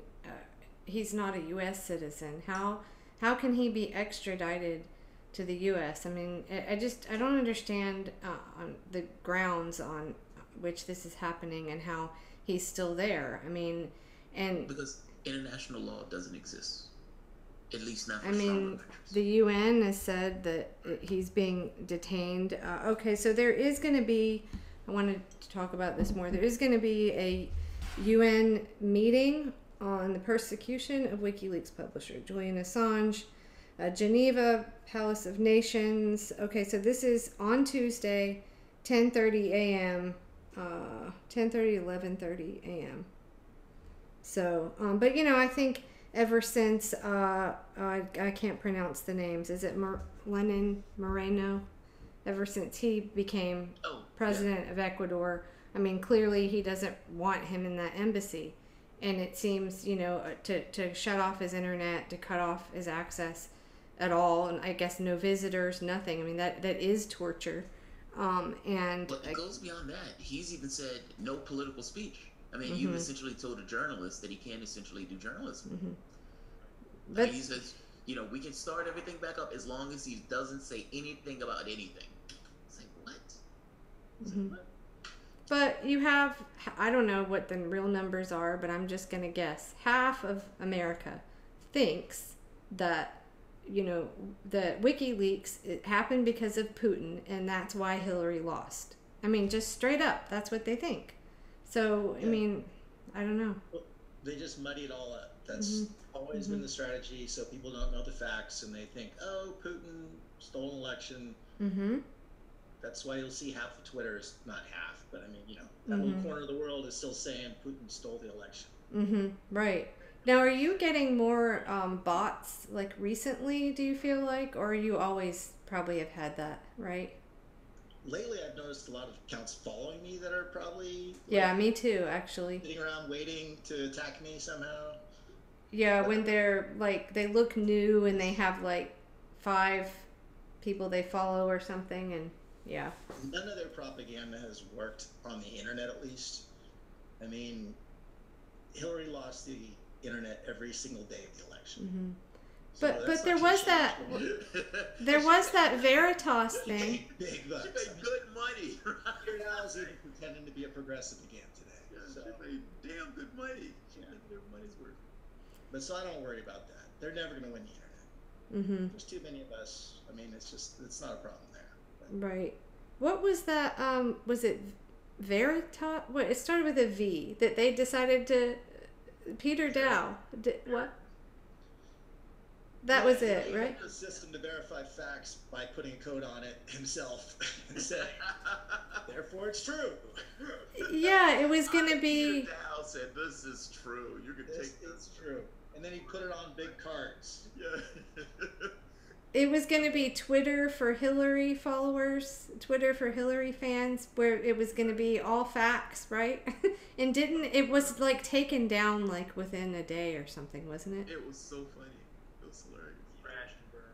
Yeah. It led to his demise. I mean, right now he's struggling to get paid by David Brock or whoever pays him. I mean, I don't know if you saw it yesterday, today, the guy's actually pretending to be a progressive. We're struggling to get paid from David Brock. Oh man. Yeah, I mean, our DNC dollars might be, Well, they're struggling for cash as is, so those dollars are going to come by. But he's been loyal. He's been his head firmly entrenched in Hillary's ass. So you never know. Jamaro's being graphic. My bad. No, that's okay. It's 11. What was it? Subpoenas in the butt, or what was it? I don't know. That's going to be a hashtag somehow. I'm going to make it work. Up the ass. Subpoenas. Yes. Like, you can taste the ink on those subpoenas. I love your hashtags though. Your GoFundMe for all, and what are some of your latest ones you have? You know, I need some new ones. They're kind of the same old, but the fake Democrat platform is GoFundMe for all, Singer Prayer. Yeah. Those two work together pretty well. Uh-huh. Fight for 12-ish by 2040. Right. Right. Payday student loans for the college kids. Oh, yes. Yeah, there's a whole bunch of them.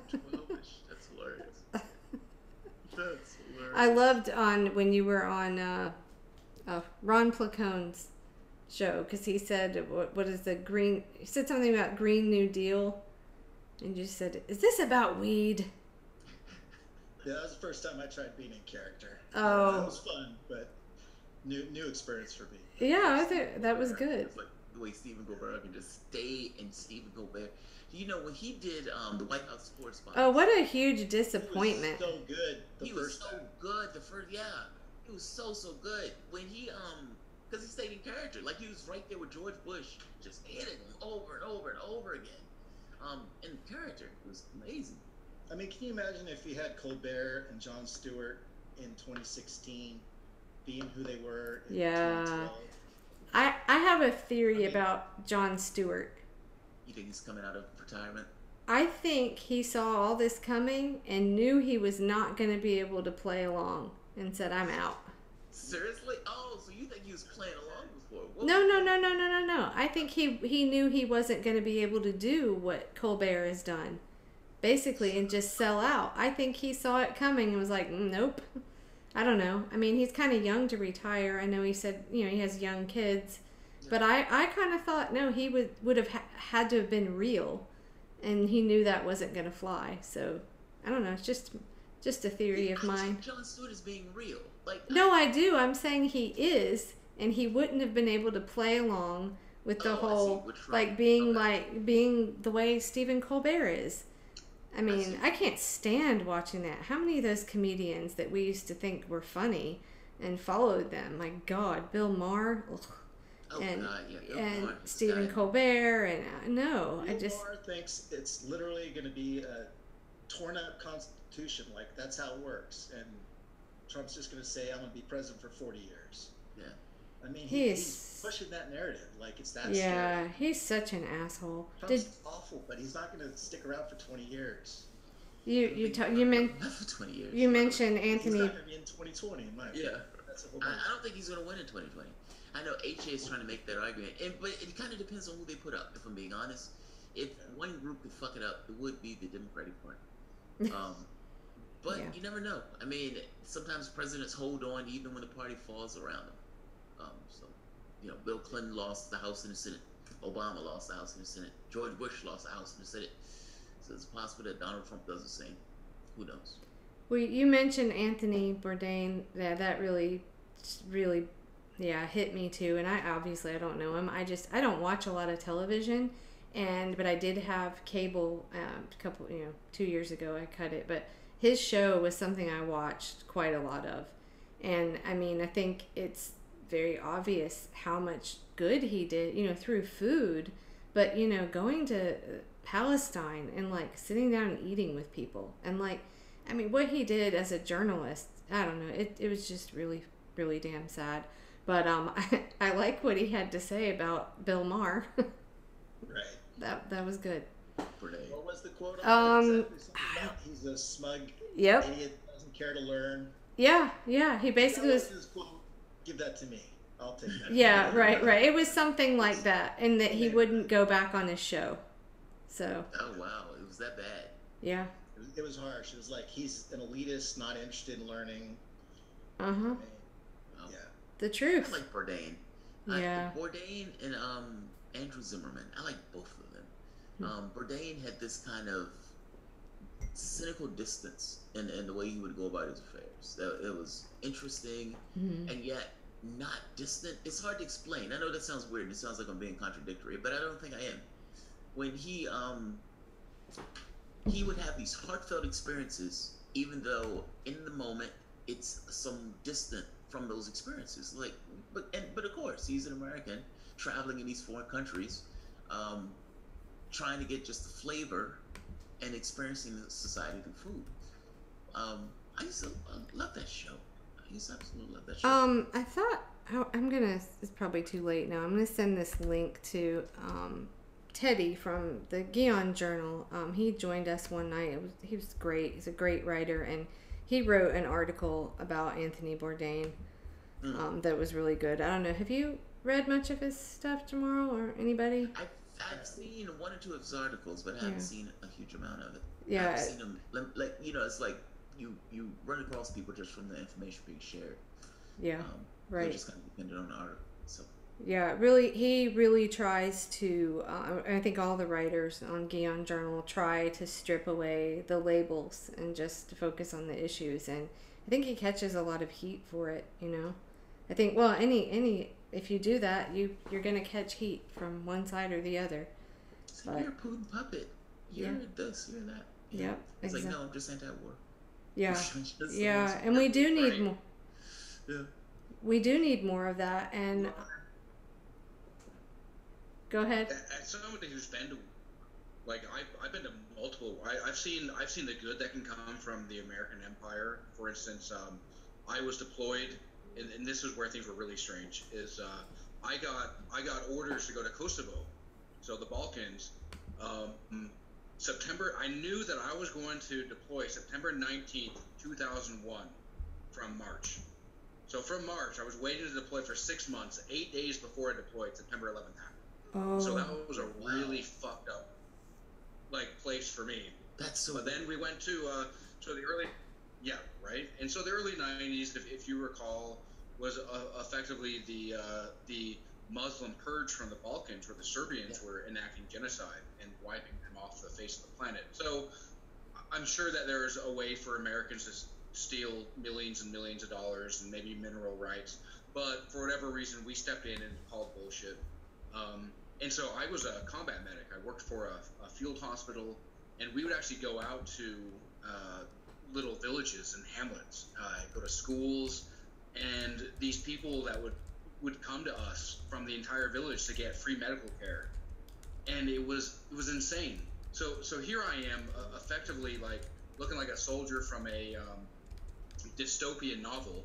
I've got a flak vest, a load-bearing vest with multiple fully loaded magazines, an M16 strapped to my back with, again, a loaded magazine, combat boots, Kevlar on my head, and these kids who at some point likely were told by their parents that American soldiers are the reason why they're alive, are like screaming at the top of their lungs in excitement that Americans are here. And then juxtapose, January 2003, we deployed to Iraq. Well, Kuwait, and then jumped forward into Iraq once war was declared, I think in March, and Iraq really fucked with my head big time. So Kuwait, or rather Kosovo, was fantastic. We had a great humanitarian mission. People are like, "Oh my gosh, you guys are amazing!" So I feel like a fucking rock star. And then I see the real, impoverishment and destitution and the horrors that we bring. We'd drive through the countryside, and there'd be little tiny bridges that go across maybe a 30-foot expanse. And if you stop and look down, it's about a 20-foot drop, and there's munitions all over the place, whether they be exploded or unexploded. And that is insane. Drive by people who don't have electricity, don't have clothes, don't have shoes, and yet here we are bringing democracy to the world. And then what was the most insane thing for me is that it was at least proselytized to us that it was Operation Iraqi Liberation for 2 full days before they changed it to Operation Iraqi Freedom. It was really. Wait! You might.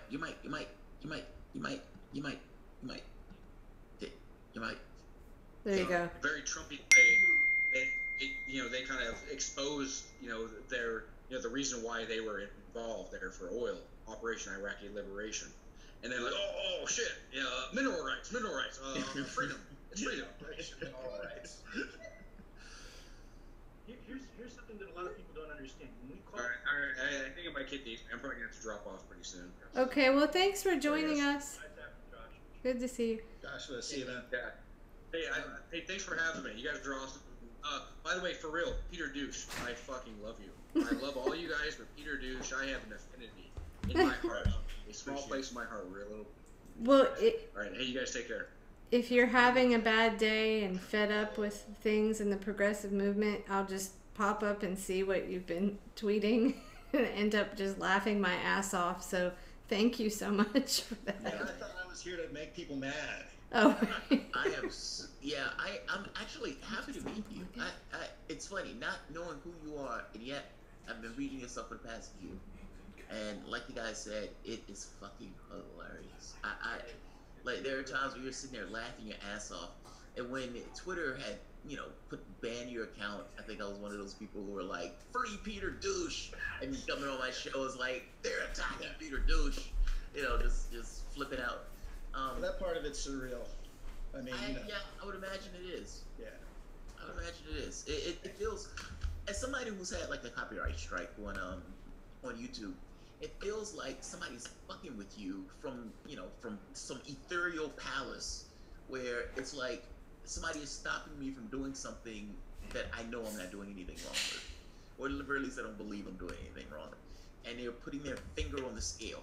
So it's like, so you can't go live on Twitter, on YouTube, and it's like, why can't I go live? Because they're saying that you did something wrong. There's nobody to appeal it to. There's nobody to kind of reach. It's just this towerless, faceless thing. It's like the God machine that you have to kind of kneel down to and beg for the things. It's weird. It's bizarre. It doesn't feel like it's a business doing it to you because you don't have any recourse. There's no other business to go to. It feels like open court to talk back to you. It's just, it's just like, yeah. We've had enough of you, and that's it. So, Aeolus joined us. Do you want to introduce yourself? Oh, yes. Hello, everyone. Well, I guess most of the audience knows me. I don't think Peter Douche knows me unless vicariously through Ebon streams. My name is Aeolus Drift. I am currently scheduled to be a high school teacher in Midwest City in Oklahoma. Nice. Politically, I identify as a libertarian socialist, but at this point, I'm just for any fucker that is going to stand up for the corporatocracy. I love that. Libertarian socialist. Yeah. Do you want to define that for us? Define. Yes.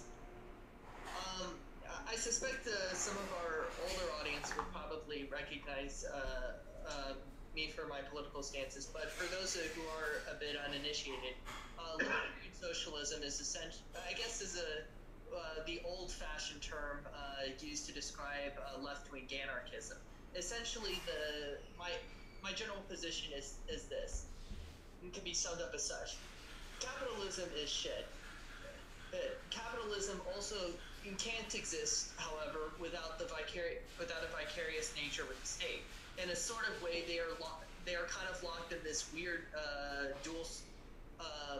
in a sort of weird synergistic and parasitic relationship with one another, in that neither can fully survive without the other. If capitalism tries to overtake the state, then it just simply replaces the state's functions and then charges everybody exorbitant prices on it. Hence, we get anarcho-capitalism. However, I don't agree with the Leninist model that much either, simply because the idea of taking the apparatus of the state itself to overthrow capitalism, what ended up tending to happen, and this was the case in at least the Soviet Union and arguably in Cuba and several other places where this occurred, is that what ended up happening was that the state ends up taking the functions of capital and then just forget about the rest of the revolution part, disassociating it to the rest of the workers. And hence why you end up with autocratic dictatorships like what ended up happening with Mao Zedong. So libertarian socialism to me is a recognition of this synergy and the advocacy of the dissolution of both state power and capital power in order to maximize freedom for the working class and the general broader overview of society. A good example of this would probably be the Zeitgeist project headed by Peter Joseph, although I don't think he officially designates himself as a libertarian socialist, but it's a pretty good idea as to what our general outlook on politics tends to be. I mean, he's talking about the Venus Project. Peter Joseph gets more into the Venus, but I know what you mean now. I know what you mean. It's probably the closest thing that we got. Yes, Mike? I want to inject something real quick. We talk about the military, with all these actions going on all over the country, all over the land, with Iraq, Afghanistan, Syria, what have you. And you've got us here calling for universal health care and, free college tuition at our state universities. That flies in the face of exactly that. The problem is that the Department of Defense has to have people that are willing to join the service.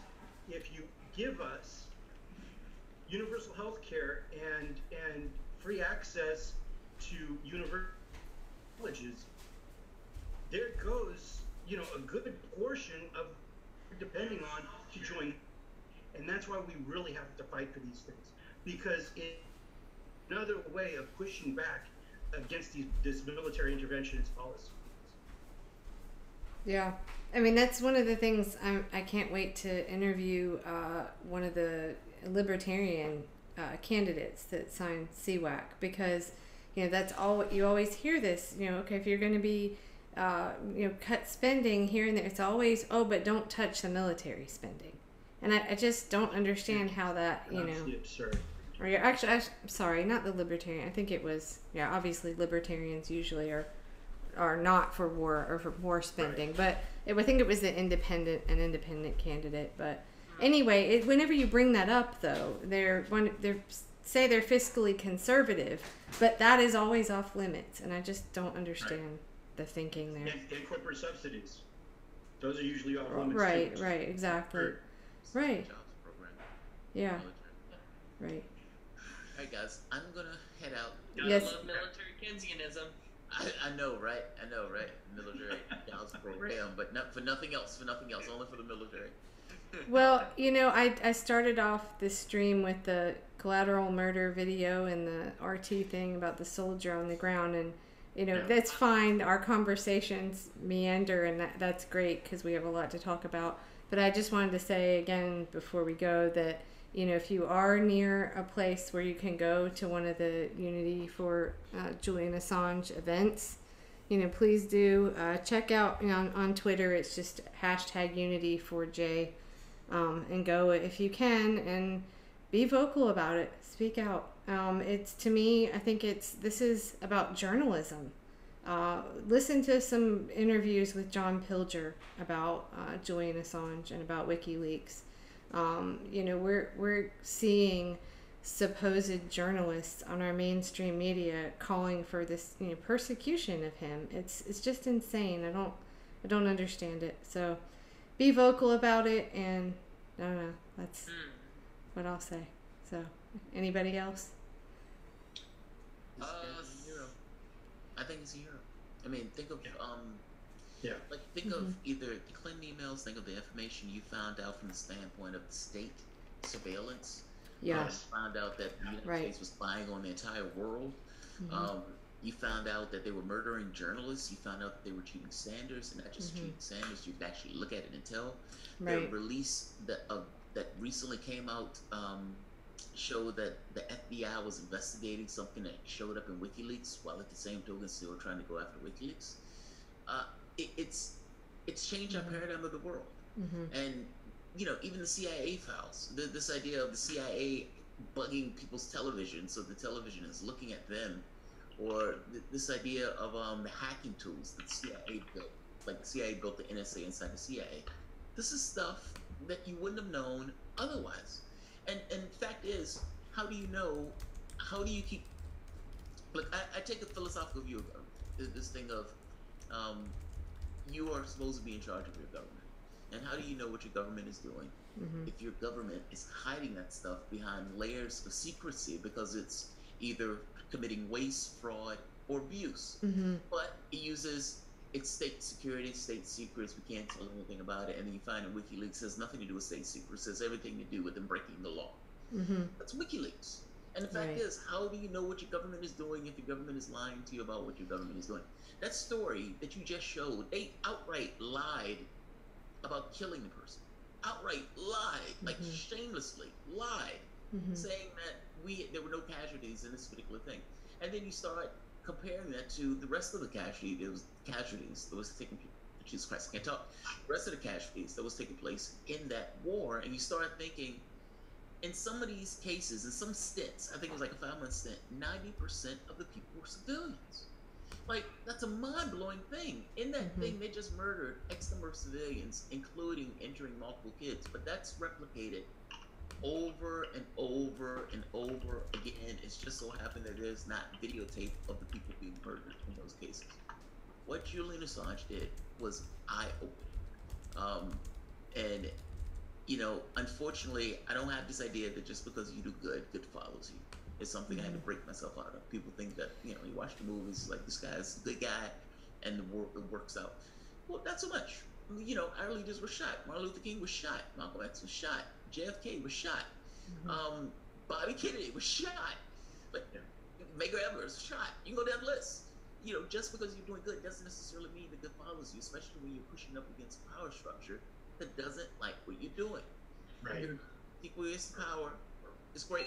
If you're not so much. Snork, what's happening, man? Snork! Yes! Snork is our resident scientist. Always here to well, we have Aeolus is our historian, and Snork is the scientist. So. I am not a historian. That's okay. Well, you. Okay. Actually, my best friend who's in grad school at UCO is going for a master's right now. So. Oh, that's so cool. I would love to go on masters. So I thought. But I don't have money because I'm a teacher. Yeah, but actually, Alice is the scientist. I'm on the dark side. I'm an engineer.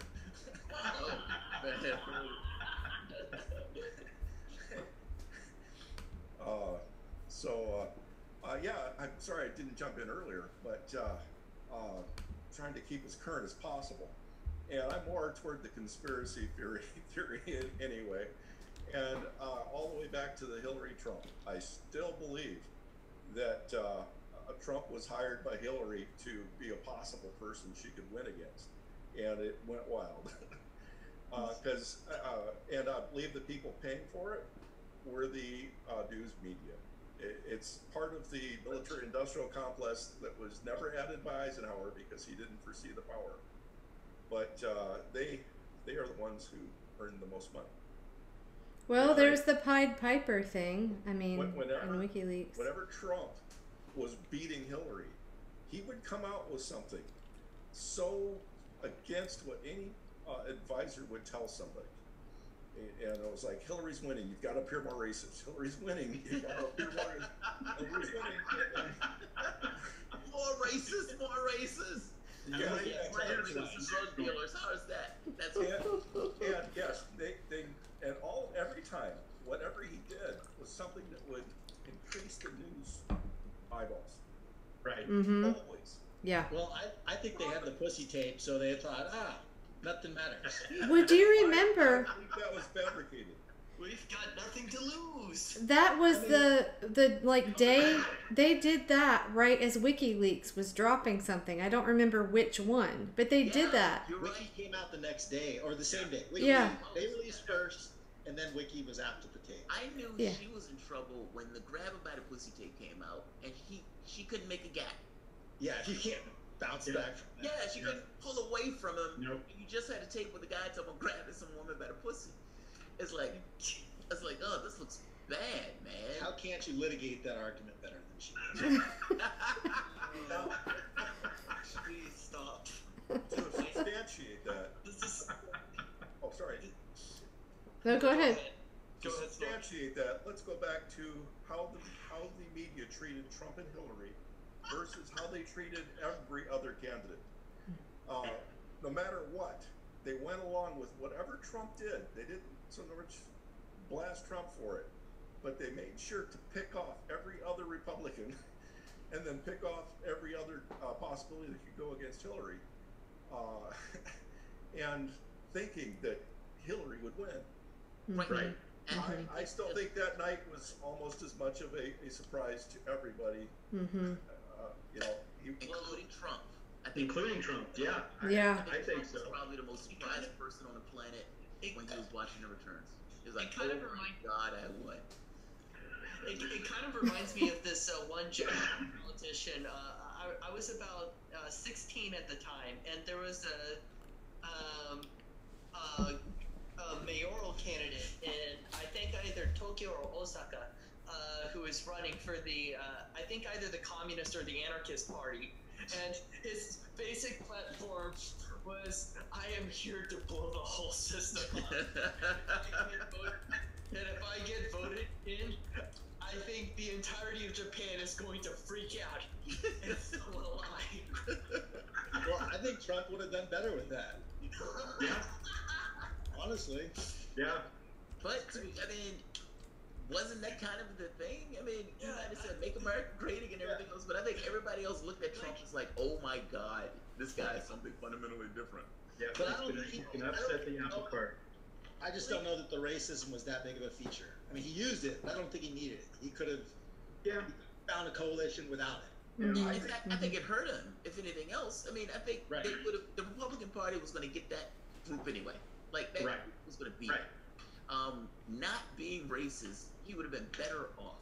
It would have cut down on that headwind that he would have had where, you know, he's like, oh, that guy's racist, like overtly so, and you could just castigate him as being racist.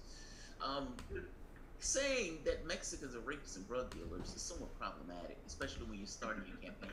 Opening statement. Somewhat? Yeah, opening statement. It's like if the first statement that you come out, and you're like, it's like, I think I told my wife, I said, did she just say Mexicans are rapists and drug dealers? I think some of them are nice people, but I assume some are nice. There's like he knows that one or two are okay. But the majority of those fuckers are rapists and drug dealers. It's an amazing statement. Like, it's mind blowing. But and he still won. And he still won. That's sick. Yeah. I think the racism was played like a fiddle. And the racism enough. The purpose of the racism was to get Carson out of the race. Mm. To make the Republicans fear, oh God, it's possible. Oh, that's interesting. That is interesting. And good. I think you just blown my mind, Snort. So I'm not just, but I dabbled in the dark art of human factors engineering for a while. Oh boy. And I could imagine if they got a hold of like the Sith Lord of human factors engineering, how they would play it out, how they would build up, you know, along with possibly Debbie Wasserman Schultz playing with either Mossad or the Crimea or the Ukrainian mob to make sure that nothing negative about Hillary was happening. On the other side, she was trying to pick and choose and pick off the other. And I think we have a big investigation we need to make, especially when 44 foreign agents have been found to be have total access to our. That's amazing, right? You know, I think you unintentionally, you may have also spoiled the entire plot for the sequel trilogy, and that actually was the one who funded the First Order as a You lost me.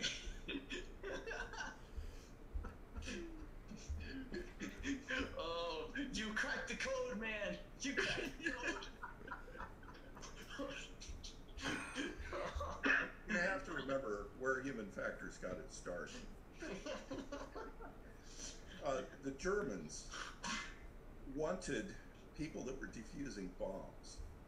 They wanted them to get in, and they figured out the time it took for someone to realize that last move they did was going to kill them. And they wanted the look on their face that would draw their assistants closer so they get blown up too. Wow. And I believe these people went into marketing after the war. I would. That's so funny. And that was the theory of my human factors engineering instructor. Apparently DNC consultants. Yeah. Oh man, So- I'm still trying to wrap my head around the freaking Peter Gal's Twitter thread from earlier today. I feel like I stepped into like some kind of nega universe where he's just sort of magically found. Oh wait a minute. Honestly, I think he's already been hired by one of the 2020 Democratic Rising Stars. Probably, but So that gives him time to buy some sort of semi-progressive cred, or at least brainwash people. And then all of a sudden, oh, you know, I thought about it. I like Kamala a lot, or Kamala. The most hilarious part was that he said that he actually agrees with Bernie on policy. I was like, get the fuck out of here. No way. Oh, it's like, it reminds me of when, so there was an article written about when Sima Hernandez met with Beto O'Rourke, you know, after she lost him, but did really well. And in it, she's like telling him stuff like, you know, go and talk to people. And I'm thinking, don't give him pointers on like how to sound like you're progressive, but you're faking it, you know? But I guess, I don't know, that's what they're going to try to do, obviously. This is just... That's literally the game plan. Mm-hmm. I mean, that's It what is. they got no other choice, to be fair. Right. Well, that in I think Russia. it's branding. It's branding. Donald Right. Trump is a major threat to this planet, and I'm also a lefty. Pick and choose. It's like, just in case you don't believe me on the Donald Trump, I'm also progressive. Yeah. And they're gonna look at Bernie's platform, and right before whatever it is he supports, they're gonna say, "I support a pathway to that." Yeah, that's what I'm saying. Yeah, pathway to it. My Whatever. thing was Bernie Sanders was going to make them better liars. That's what I thought. Now, that being said, Bernie Sanders has been inching his way further and further to the left. So it's like Kamala Harris will come on and says, okay, I'm for Medicare for all. Cory Booker says, okay, I'm kind of for Medicare for all too. And Bernie Sanders says, all right, well, I think we need to get out of the wars in Syria. Is anybody going to join me over here? I love that. And then he's like, I also think we need federal jobs guarantee. Is anybody going to join me here for that? Essentially dragging everybody out to the deep end of the pool. Just 1 inch at a time. Because are you really going to out-left the socialists? I mean, at some point, Bernie Sanders is going to be like, we need to take the railways. He was like, wow, yes. He's just going to go all in. Cory Booker's going to be like, yeah, I can't make that stuff. You know, this kind of it kind of amazes me that, you know, how shrewd sometimes Bernie Sanders can be, even if I don't necessarily agree with his strats sometimes. I just sort of, moments like this that just go like, oh, you want to support me? Oh, well, you see, that's going to be a bit difficult. You see, there's this thing I want to support called Medicare for All. Well, what do you guys think about him running in 2020? I mean, is this really... I'm going to support him if he gets through. I mean, I can vote as an independent in Oklahoma primary, so I plan on voting for him, but it's, you know, it's sort of that one thing that I'm not going to be as optimistic. Yeah. I'm not going to be as optimistic. He has my support if he runs easily. Yeah, he has my support. Yeah. Ditto. Yeah, I'm definitely running. You think he's definitely running? Absolutely. Okay. Yeah. I mean, what's the alternative? When I saw it, I'm sorry, but say he doesn't run. Who's taking the progressive mantle that has a chance to win? That's part. Now that I don't know, because then the question becomes who does throw his support behind? And it's Major 2020. But who has the gravitas to actually come close? Maybe Tulsi Gabbard, maybe. Even that, I don't necessarily know if it filters out to the rest of the population. But I mean, think of how quiet she's been over the last year. Yeah. She could have taken her platform after the 2016 election and done more with it. I mean, I love Tulsi. I love her, but she's not seeking the attention you need to be a candidate. Yeah. Sanders is, though. I mean, this is why I think he's running. I mean, he's been giving these foreign policy speeches. He's been trying to, shake hands. It seems like he's been fixing the deficiencies that they accused him of in the previous election. That's what it seems like. They also said in the bill that he didn't want Joe Biden to take it. He felt that he had built it up in his term. So regardless of what the Hillary Clinton supporters think, that Hillary Clinton was, loves the country so much that she's not going to run. I think Bernie Sanders, of course, is, has built this up. Wasn't in Hillary Clinton. Bernie Sanders has been here multiple times in the last year. Yeah. He was just here. He was just here in Anaheim, and I tell you, he looked presidential. Yeah. He was talking about labor issues in Disneyland. Well, don't let Laura Steiner hear you say that. Because Laura Steiner had me tripping out. Laura Steiner made a video called "Shut the Fuck Up, Bernie Sanders." Oh, I missed that one. Did you miss that one? I haven't seen. Because Bernie Sanders came out saying something about like the Russian bots or something to that effect, and she was like, "How dare you throw us under the bus for this?" That's really hard to swallow with Bernie. I gotta say, the whole Russia thing. I just. It hits her the name of the video. Yeah. I like facts, and they're not giving us facts on that, so I don't know. It's. But when he came to Disney World, apparently he didn't necessarily support some of the candidates that were running in the race. And Laura was like, "How on earth are you going to come to like Los Angeles or California and not support specific candidates?" No, he did. True. Yeah, that's a real complaint. I mean, it's legitimate, but I don't know if anybody knows more than I do, but is it because he worries about some of the pitfalls like Ro Khanna stepped in, that he doesn't know all these people, and one bad endorsement gets him into the "you support the racist"? I gotta be honest. I feel bad about putting a knife in Ro Khanna. Now the people's he put it in himself though. I went to my wife and I was like, I kind of feel bad about putting a knife in the guy. I said, treachery needs to be punished, and if it means that you have to do a man's work in order to put a knife in somebody, because come on, I don't necessarily want this thing of this ease at which of treason, and I'm using treason purely from the standpoint of a subset, not necessarily the overriding set of like treason from the standpoint of law, but a Justice Democrat not supporting another Justice Democrat. I don't want to embolden that behavior, and I feel like leaving that be emboldens that behavior. But nevertheless, I still feel bad about it. Now, is it possible that Sanders, like you said, doesn't necessarily know each and every person who's there, and doesn't necessarily want to fall into a pitfall where Laura Steiner is writing another video called "Shut the Fuck Up, Bernie Sanders Part 3"? Like, maybe. I don't know. I don't know. Like, I don't know if that's his reasoning. I don't know what his reasoning is, but he could have. I guess I get her point though. It's like he has a gravitas about him that doesn't transfer from our revolution. Like, it's not the same. Like, our revolution saying we support a candidate, it's not the same thing as Bernie Sanders saying I'm supporting this person.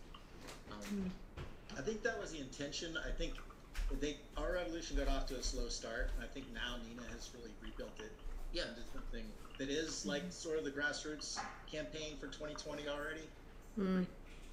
Right. Yeah, agreed. I don't know. I think there's still a lot of sentiment of just that. Well, it's the biggest argument, right? Like, can you work within the Democratic Party or not? I mean, like Tim Canova said when he decided to run as an independent, the Democratic Party left, I didn't leave them, they left me. So, I get excited when I see a candidate just say, to hell with this, I'm running as an independent. Because I also think that they can reach more people that way. I really do. I don't know. I don't know. I'd back an independent over a Democrat any day. Yeah. Yeah. I prefer a green candidate. I prefer a people's whatever candidate. Yeah. Right. Speaking of People's Party, I don't know where Nick is. He said he was going to come, but he's not here, so that's okay. One caveat. Sanders is known as the independent senator from Vermont. And even if Sanders is running as a Democrat, Sanders is still known as an independent senator from Vermont. So it's almost like he gets the best of both worlds. I could run in this system, but everybody knows me as an independent senator from Vermont. Like, he has that, yeah. But how often did you hear that argument out of the Hillary supporters of like, well, he's not a Democrat anyway? He's not even a Democrat. Okay, so let's analyze this a little bit more. Your party couldn't get the votes and enthusiasm without him. He's not a Democrat. What does that tell you?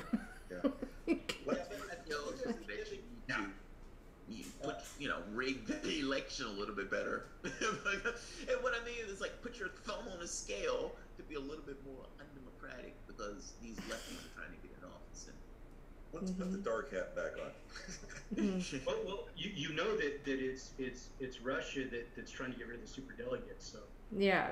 Well, actually, if I was Bernie, if I had my dark hat on and I was Bernie, thinking about what strategy to follow, I would do exactly as he's doing. I would keep the question and keep people talking till the last possible moment, and then say, I'm an independent. Twice as many people are independents as either the Republican Party or the Democratic Party. They're still talking about me in the news. Come on over. The next big thing, we talk about it in public, and they can't ignore it. Yeah, I don't know. I think he's lost a lot of trust, though. The ultimate betrayal. That's like top 10 anime betrayals right there. Yeah, Bernie does not betray. What he does is he tells the truth exactly, whether it's good for the people who are imagining things or not. That'd be hilarious if, like, he builds up the Democrats up to that point where they're like, yes, we are the progressives, and then he goes, bitches, I'm out. Well, yeah, he doesn't tell the... He's doing that for the his race in Vermont, right? I mean, he runs as a Democrat, and then he turns down the Democratic nomination and accepts it as independent. As an independent, yep. As an independent. Yep. Part of the reason that they gave, that I strongly believe that part of the reason that Democrats passed that weird resolution to attack Sanders was because of what he does in Wisconsin. I mean, what he does in his home state.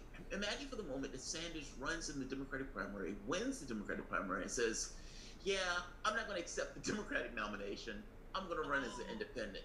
He would have fundamentally obliterated any Democratic opposition. And now, in the main election, you don't have a Democrat, you have an independent, and you have a Republican. A Democrat is no longer in the race. If a Democrat added to the race, well, at that point, that's a lesser Democrat because Sanders has just beat the stuffing out of all the Democrats that's in the race. It's very possible that the reason why Democrats did that is because they were terrified of just that very reality. Well, I believe that the scariest sentence they could hear coming out of his mouth after him saying that he's going to stay independent is, and who is coming with me? Yes. Because, he's going to take half of the party with him. Right off the bat. You're going to have a bunch of Hillary supporters who are going to be like, that fucking Bernie Sanders. But he's still going to get a good chunk. And you're going to have independents. You're going to have some Republicans who say, I couldn't stand the Democratic Party, but I like me some Bernie Sanders. Oh, man. It would be a Well, I encourage everybody to go back and listen to some more Thomas Frank. Well, actually, I tweeted two things this week. One was something from March. I can't remember the guy. Oh, wait, who was he on with?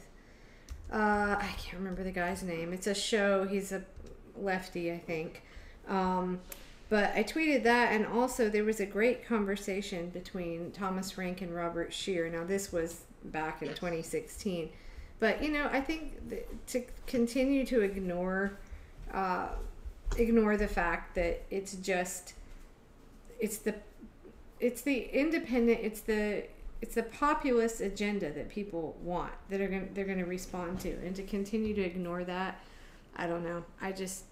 It's not really ignoring. I mean, you must understand the situation they're in. I mean, if they want to get elected, they need cash in order to get elected.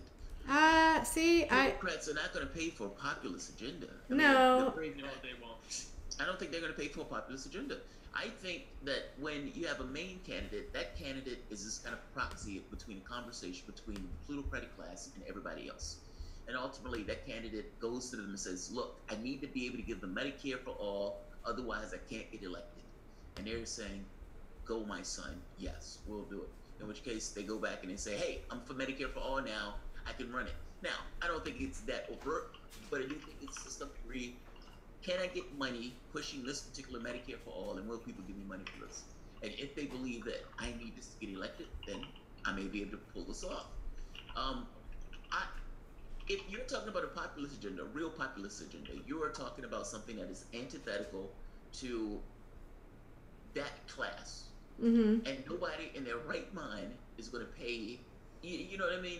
Like Sanders was able to do it because Sanders essentially cobbled money up not from that class. Right. It wasn't that class that was paying for Bernie Sanders. It was, this class. Right. So, but I mean, I realize this sounds really crazy and very idealistic, but again, I just have to mention Lisa McCormick's race, $5,000 and nobody but us running a couple of like online town halls. And she got 158,000 votes. Now, granted, her husband has, her husband, Jim Devine, has a lot of experience, and he was her campaign manager. But I just look at the fact that it doesn't cost any money to get people out to vote, right? Really, it doesn't. You just need people. Yeah, and so doing, the fact that we have this, we have an alternate means. I mean, really, it just makes me sick when I hear the amounts that are spent on campaigns, on advertising. It's sickening. Like, what we could do to fix this in this country with that kind of money? So really, maybe it's idealistic, maybe it's just silly, but I like to think that somebody. $1 billion. Yeah, she got over $1 billion. It's like, you might as well burn that money on the White House lawn. Right. It's just it's a total waste. And I just think that it is possible for a candidate like Lisa McCormick or whoever, any of them, to win.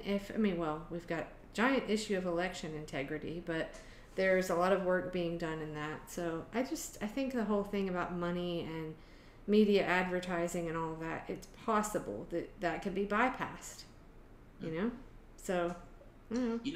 what's his name? Dick Morris agrees with you, by the way. Who? Dick Morris. Dick Morris has made that argument himself, saying that there's a collaboration between the left and the right, where his political analysis makes this argument that there's an aspect of the left and the right that's been sheared off in the political process, and they have this kind of cross-party interaction on multiple issues that can create a new fulcrum in American politics, and that the amount of money that's spent media advertising to some degree is becoming less significant, seeing as people can run web campaigns and those type of things at a lower rate. He may be right. I mean, I don't necessarily know if he's fully right at this very moment, but he may be right that the influence of media, for the most part, is going down with the number of people who are leaving mainstream media. Well, at some point, it's just so oversaturated. The campaign ads. Who really listens to those anymore? But who believes them? And more than anything else, who believes it? Right. I don't know why anybody believes it. Well, I was just going to say, I think the gap is that social media doesn't work on a local level very well. So for a local candidate, like I have an account with 28,000 people, I can't do anything for a local candidate. Nothing. I can maybe get them some money by posting links to fundraising. But I can't get people around my neighborhood involved. Right. Yeah. So what's the answer? What's the answer to that? It's organizing local, using these things to organize We've got to get involved in our local politics. Yeah, but how do you? I think finding a way to translate that into using online, like, so in Lisa's case, we were doing these online town halls. So I said, well, maybe go to community colleges and go to the student government office or regular colleges, whatever, and say, here is an invitation. If you want to come on this town hall, you can just literally ask me questions face to face, just like this, where people can feel involved. So I don't know. I think that's one way, is to kind of combine the online stuff with stuff locally. Okay. Oh, good night, Jamal. Go get some sleep. Yeah, I got to head out. I just for my wife to come back in too. So, guys, I had a really good time. I know. It's like, whoosh, well, we didn't stay very on topic, but that's okay. We all free Assange. I always say if I drop dead, if I get hit by pulled out of an airplane or something and I drop dead, enjoy yourselves. Don't be morbid. Don't be sad. Have fun. Talk about whatever. I think the spirit of the meeting, for the most part, is understood that this is more so about Assange. And this is just one of those things where it's not going to be exactly about Assange. I actually signed a ticket. I just took it as the general topic is it's fucked up what's taking place with Assange. Mm-hmm.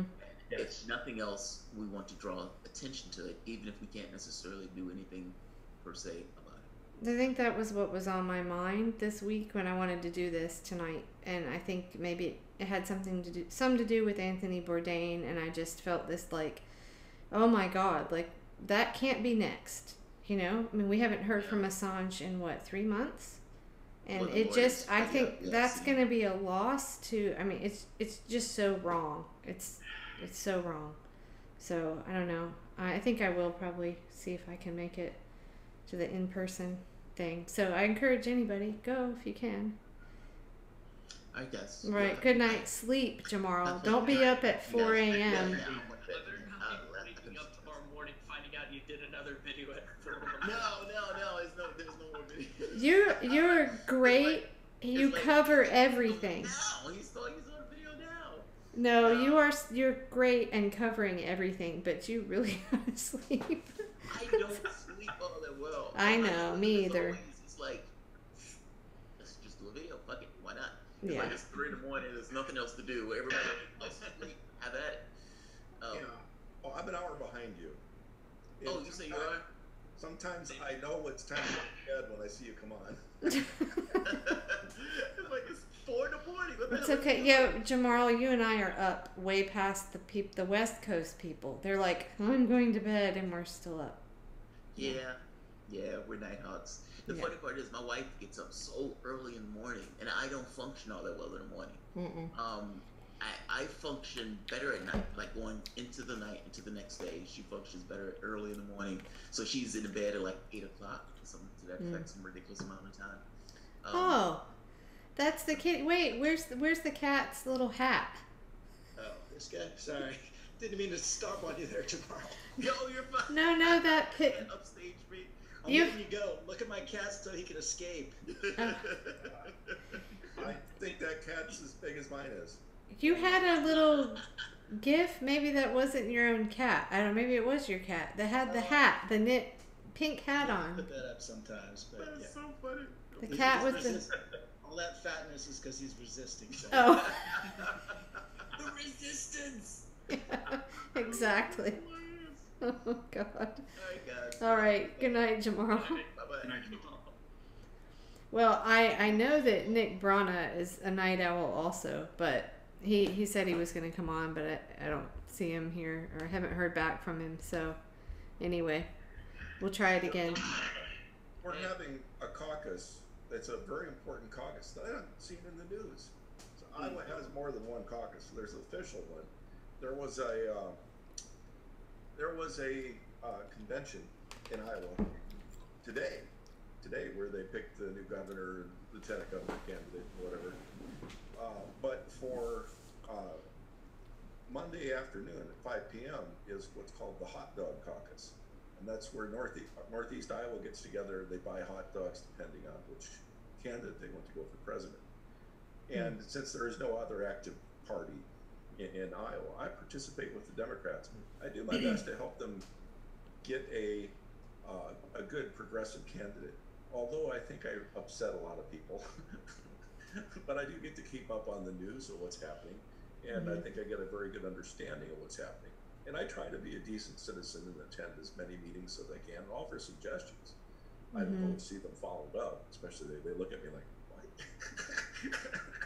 Yeah, but so many people don't have time. Just like they don't have time to dig into the news and find the real stories. They don't have time to go attend all of these things. You know, people are just scraping by. So, I mean, it's great if you can do that, but so many people can't. And like my daughter can't go. She can't be around a hot dog. Oh, okay. Is there a story there? The buns have 2 toxins in them that would kill her. Oh, okay. She's a like usually dark twist. Yoga mat material, like the Subway buns. Well, No? she's a celiac with sensitivity to eggs and grapefruit. Oh, okay. She can't have artificial strawberries, hot dog buns. Oh, okay. Gotcha. Well, so you're in Iowa, right? Where exactly in Iowa? I'm in the northeast Iowa. Okay. About 20 miles north of me. Mhm. It looks like Tennessee. Huh. Okay. Very scenic. Northeast of me. And out west of me, it is very unscenic where people don't come for tourism.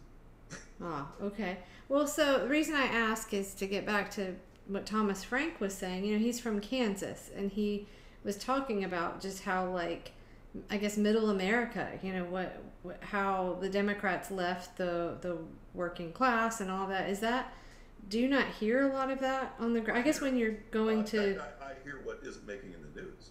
3/4 of all Iowa Democratic Party volunteers, the most important people for getting the vote out, the ones that actually go out and knock the doors, do everything, quit. Okay.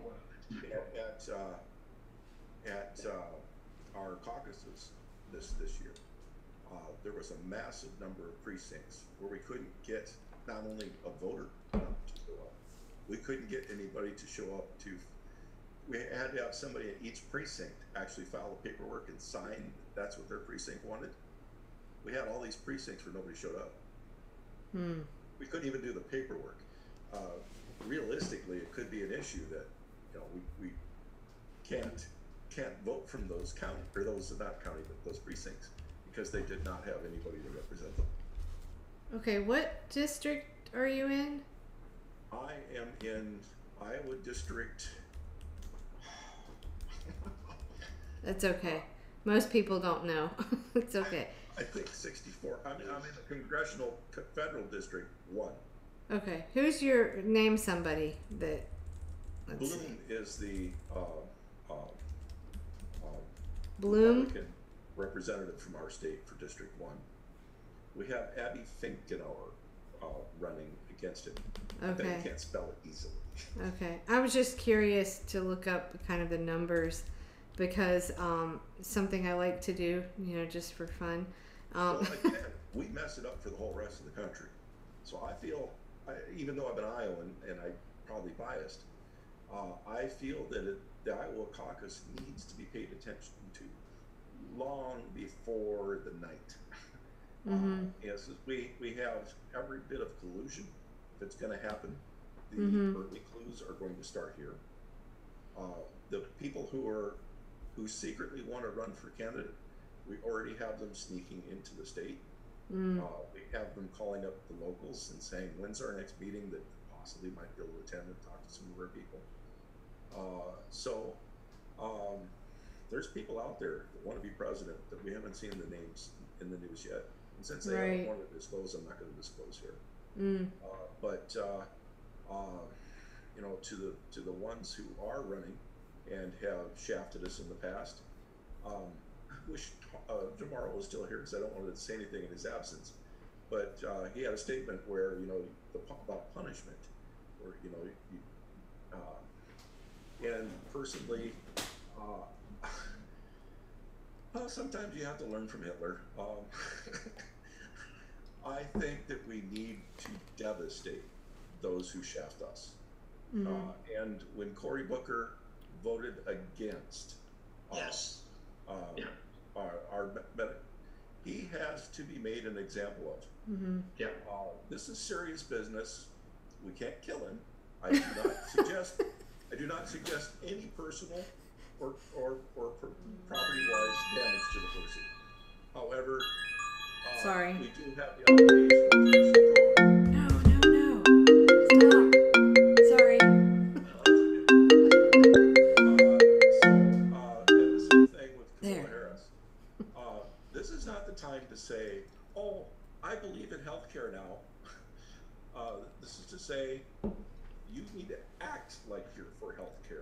Right. We do not want another candidate who has a public voice and a donor voice. Right. Well, while it's a good thing that public pressure can make a candidate change their mind or force that change, once we see that in a candidate, you kind of have to go, oh, what else are they going to do? You know? So it's... Well, take California. So everybody, well, people outside of California may not know it, but the state wanted Medicare for all. State, SB. Oh, right.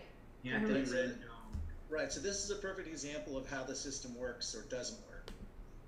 They had one person, Anthony Rendon, decide to table the bill because we pressured all of our local people and senators and Congress people to support the bill, and they didn't want to, but we pressured them enough that they had to. So you've got one person this election for California who was responsible for killing it, and we actually have a progressive candidate, Maria Estrada, up against him. I've been actively trying to help her. That means, like, I really want to do whatever I can because you have to cut off the head, as you say, or use whatever analogy you want. But if there's one person that did something against the will of the people, you're going to elect him. Got to take him down. You got to. Right. So that's where I would say don't underestimate what you might be doing locally, because I know that you're a lot of your following is national or whatever, and the things you have to say, you feel like it's not affecting local, but it probably is more than you know. When you hashtag those names, people might see it. In some respects, I mean, I'm not quitting because I think it works, but I just wish we had a more local way to use the platform that doesn't exist yet. But regardless of that, back to Iowa. Yeah, some people might think I'm harsh in saying that they need to be devastated. No, I'm not being harsh. Their actions against healthcare kill people. Yes. Destroy lives. Yes. People suffer. Right. Needlessly. I'm suggesting something far less worse for them because they lose that career. People lose their lives. Completely agree. The damage done by a bad politician, almost as bad as what's done on the battlefield. Because I mean, a diabetic that doesn't get medical care lose their legs. Right. Good point, Mark.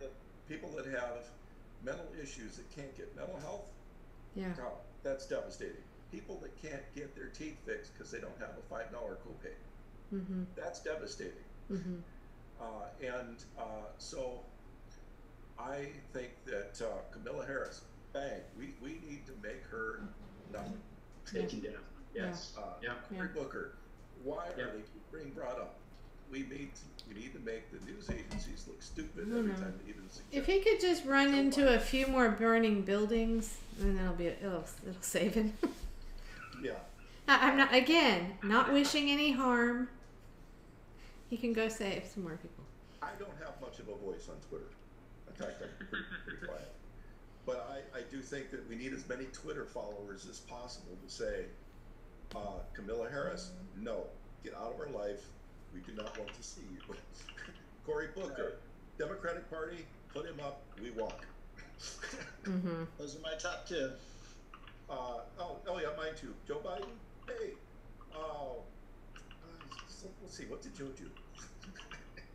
Joe takes money from remember the drug war? Yeah, well, I was kind of being facetious there. But you get the point. These people, their presidential aspirations need to be squished. They need to be squished now. Well, especially Kamala, because they moved the primary up in California to be on the first Super Tuesday. Right. I really think the whole plan was to shoe in her. That's why you always Democratic rising star Kamala Harris. I can tell you that she is going to be getting a surprise in Iowa. Nothing violent, nothing to damage property. She's going to get questions from Democratic Party members that she's not expecting. Good. Anything to do with Mnuchin? No, but it should be. Should be. I should be. She should be questioned about that. Absolutely. She's responsible for our Secretary of State, a big position that he is. Okay, right. So about another California candidate, we've interviewed few people. I love Brian Witt. He was great to talk to. Now, he was good to talk to. California's 27th district, so I stupidly, like, I forgot. I don't really fully understand the way the whole runoff thing works, but I guess he's still in this. So California does a top two system. So right. Regardless of party, the top two people have it's an open primary. You pick the top two. You could get 2 Democrats or 2 Republicans. Right. Okay. So he signed CFAR and CWAC, I think. Anyway, he is up against Judy Chu. But so he only got 17.39%, 11,000 votes to her 54,000, but he's still in it. That's pretty exciting. But wait, where exactly is the 27th? What is that? Is that San Francisco area? Where is that? I don't know. No, I think it's. You're talking about Brian Witt? Yeah, where is he? Yeah, he's in. Near I think you? It's in the LA area, like oh. I'm trying to think where it is. It's a big state. I can't keep up. Maybe. Okay. And so that will be. Okay, yeah. So it's down between Judy Chu and him. So that's pretty cool. We should talk to him again. Maybe we should do some more online town halls. Yeah, see, I don't know. Those haven't quite taken off like I'd hoped. My thinking on that was that when you see one of the only decent things on CNN other than Anthony Bourdain was when you would see the focus groups, and there would be, because you get so sick of listening to these stupid pundits saying the same old shit, and you get a group of just regular people. There's always some guy in the audience being very real. But my thinking of doing these online town halls was basically that. Like, you just get regular people involved that would be, like, excited to actually talk one-on-one to the candidate. So, I don't know. Maybe we can get that to take off or something more with his race or something. I just think it's a good way around the media. I mean, fuck the media. We don't need any money. It's a Zoom account and, Facebook until they put me in Facebook jail or something. 27th encompasses Monrovia, Sierra Madre, Altadena, and the Los Angeles National Forest area. So a good-sized district. Yeah, and he's very cool. He's running as a Democrat, but I think he was very, I don't know, very independent-minded, I guess is the way to put it. But, yeah, I don't know. Maybe that's something we should definitely try to follow up. Oh, wait. Yeah, absolutely. And see if we can, hang on, I might have could this be, oh. Okay, Nick Brana is joining. Oh. If anybody would like to hang around. Cool. Have you guys met before, Pat? I talked to him once a week, or I listen to him. I don't say anything. I almost never say anything. Oh, okay. Well, they were there. He has a monthly broadcast. So they were there at the Left Forum doing a thing for People's Party. So I'll be right back. Okay. Yeah, it might be a good time for a break if anybody needs one. Because he's coming. Let's see. I'll just tell him. Okay. Yeah, he is a night owl too. Yeah. Too bad Jamarl hadn't slept. Victor needs some water. Oh, your cat? Yeah. But see, this is a pretty cool thing. People are all over the country and can just join in and chat, right? Is it just us? Hello? Hello. Hello, where's my cat? Come here. Get back on camera. So, yeah, do you take many days off from tweeting stuff? Do you just hit burnout sometimes? Yeah, I don't have a schedule. If I'm not motivated and I'm trying too hard to make a tweet or something. Yeah, I know. I hear you. Yep. I mean, especially when you think about what's going on. I mean, we're going to be ramping up to the primaries soon. Right. So you recharge now. Yeah, take a breather. Yeah. We got through our first phase of sort of primaries. Yeah. But California just had ours. So for me, it's the breather time. Well, the sarcasm has to just sort of percolate and, right? Yeah. It just first. Yeah, you can't plan it. Yeah. Okay. Well, I'm actually gonna take a bathroom break. I'll be right back. But I think. Break too. I'll be Okay. back then. We'll just leave it up, and Nick's coming. So. Okay. Cool. Okay. Oh, cool.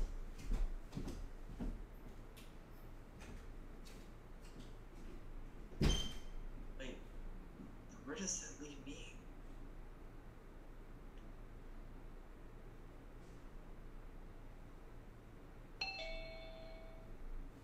Oh, hello, Nick. Hey. You just made it as everybody else left the room. Oh no. No, they said they'll be back soon though.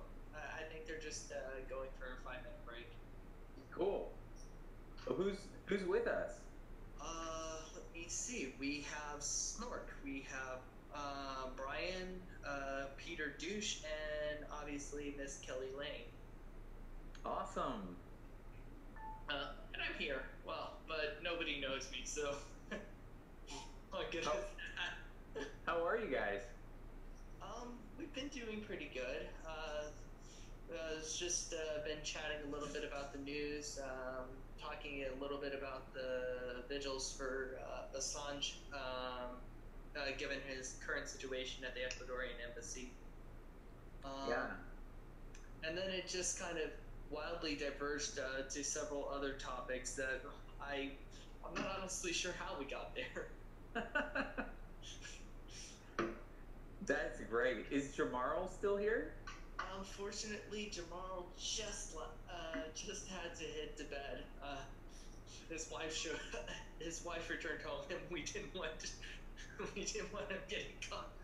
Oh, that's funny. Up at midnight. That's hilarious. More than likely, though, he's going to be doing another video in 3 hours, so for us, we shouldn't be counting our chickens too long. Okay. Evening, though. Oh, Brian's back.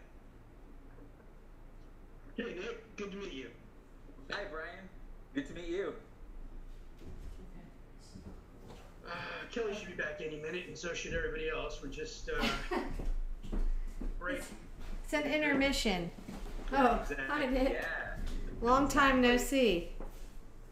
Hey, I know, right? Yep, it's oh wow, it's 12:41. Just time to ramp up for the night owls, Round right? 2, motherfuckers. Yeah.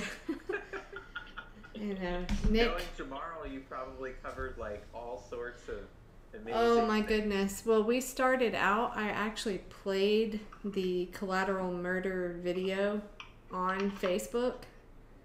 And then I played an RT clip of the, I can't remember his name, the soldier that like pulled the kids out of the van. So I'm sure I'm going to get all kinds of like copyright strikes and all that stuff. But anyway, we started out with that because I wanted to do something kind of, you know, for Assange. But we end up talking about 1,000 other things. But that's okay.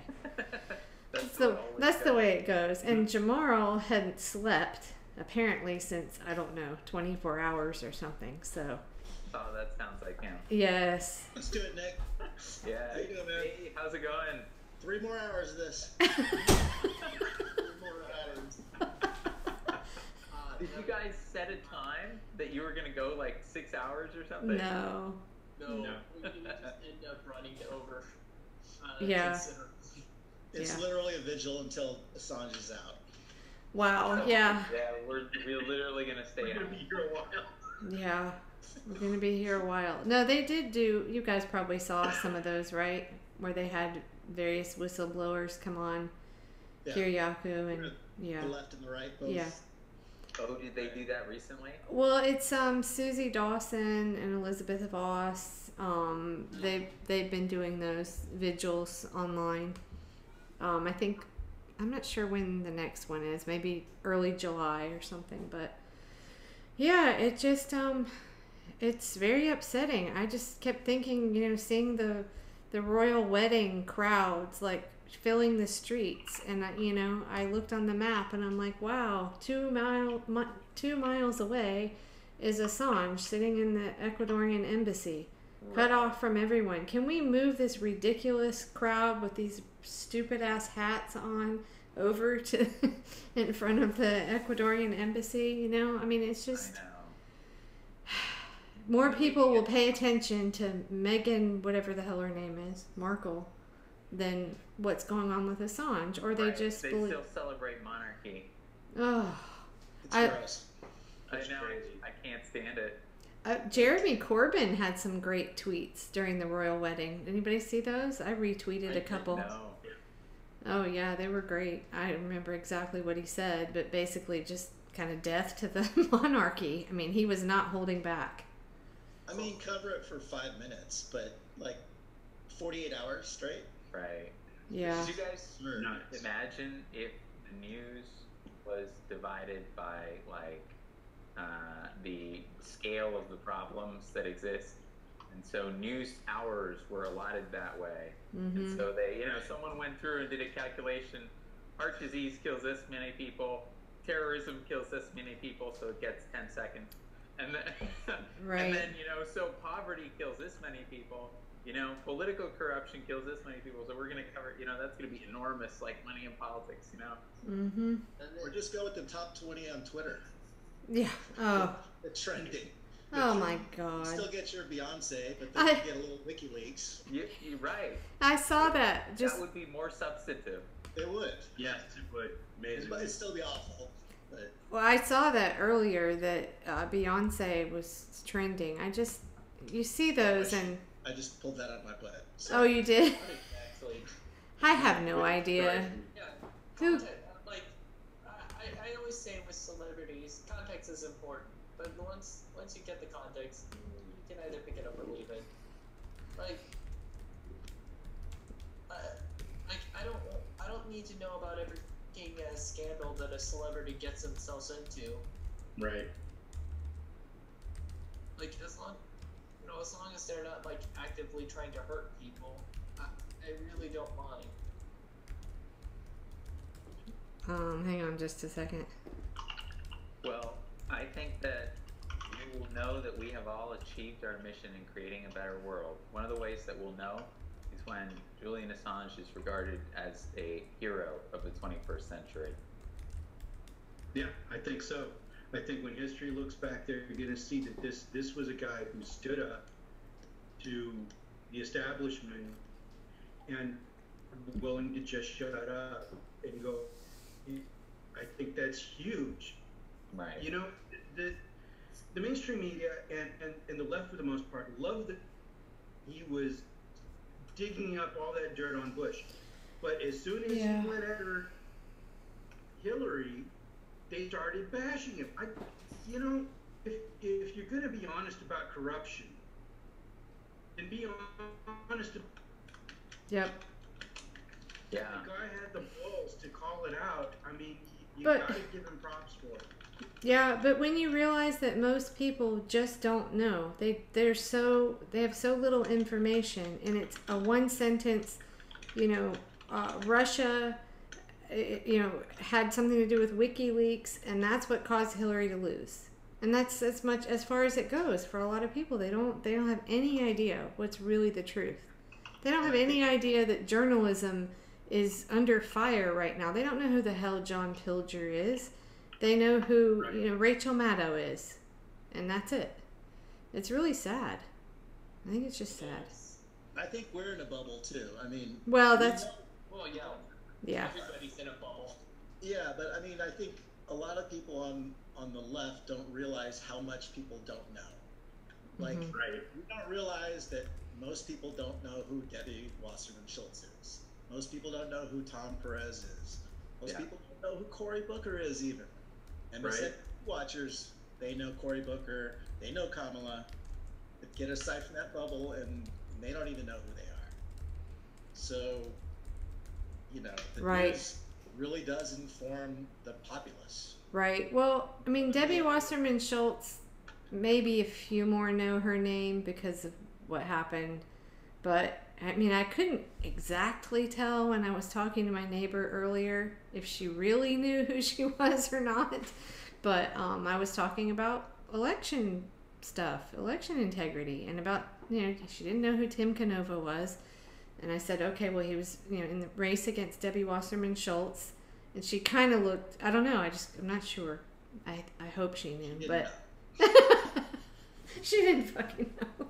Well, I bet there's a sizable portion of people who don't even know who their own congressman is. So yeah, that's true. Absolutely. Unfortunately, yep. Yeah. Well, I have to say, I'm even guilty of that myself. Previously, I was guilty of that myself. I mean, look, we're conditioned to not pay attention to local stuff so much unless you're like, I don't know, you're involved in your kid's school and you're particularly, paying attention to the school board or something. You are really just tuning in for the presidential election every 4 years, right? So many people are just not. They don't know. And tons of people don't even do that.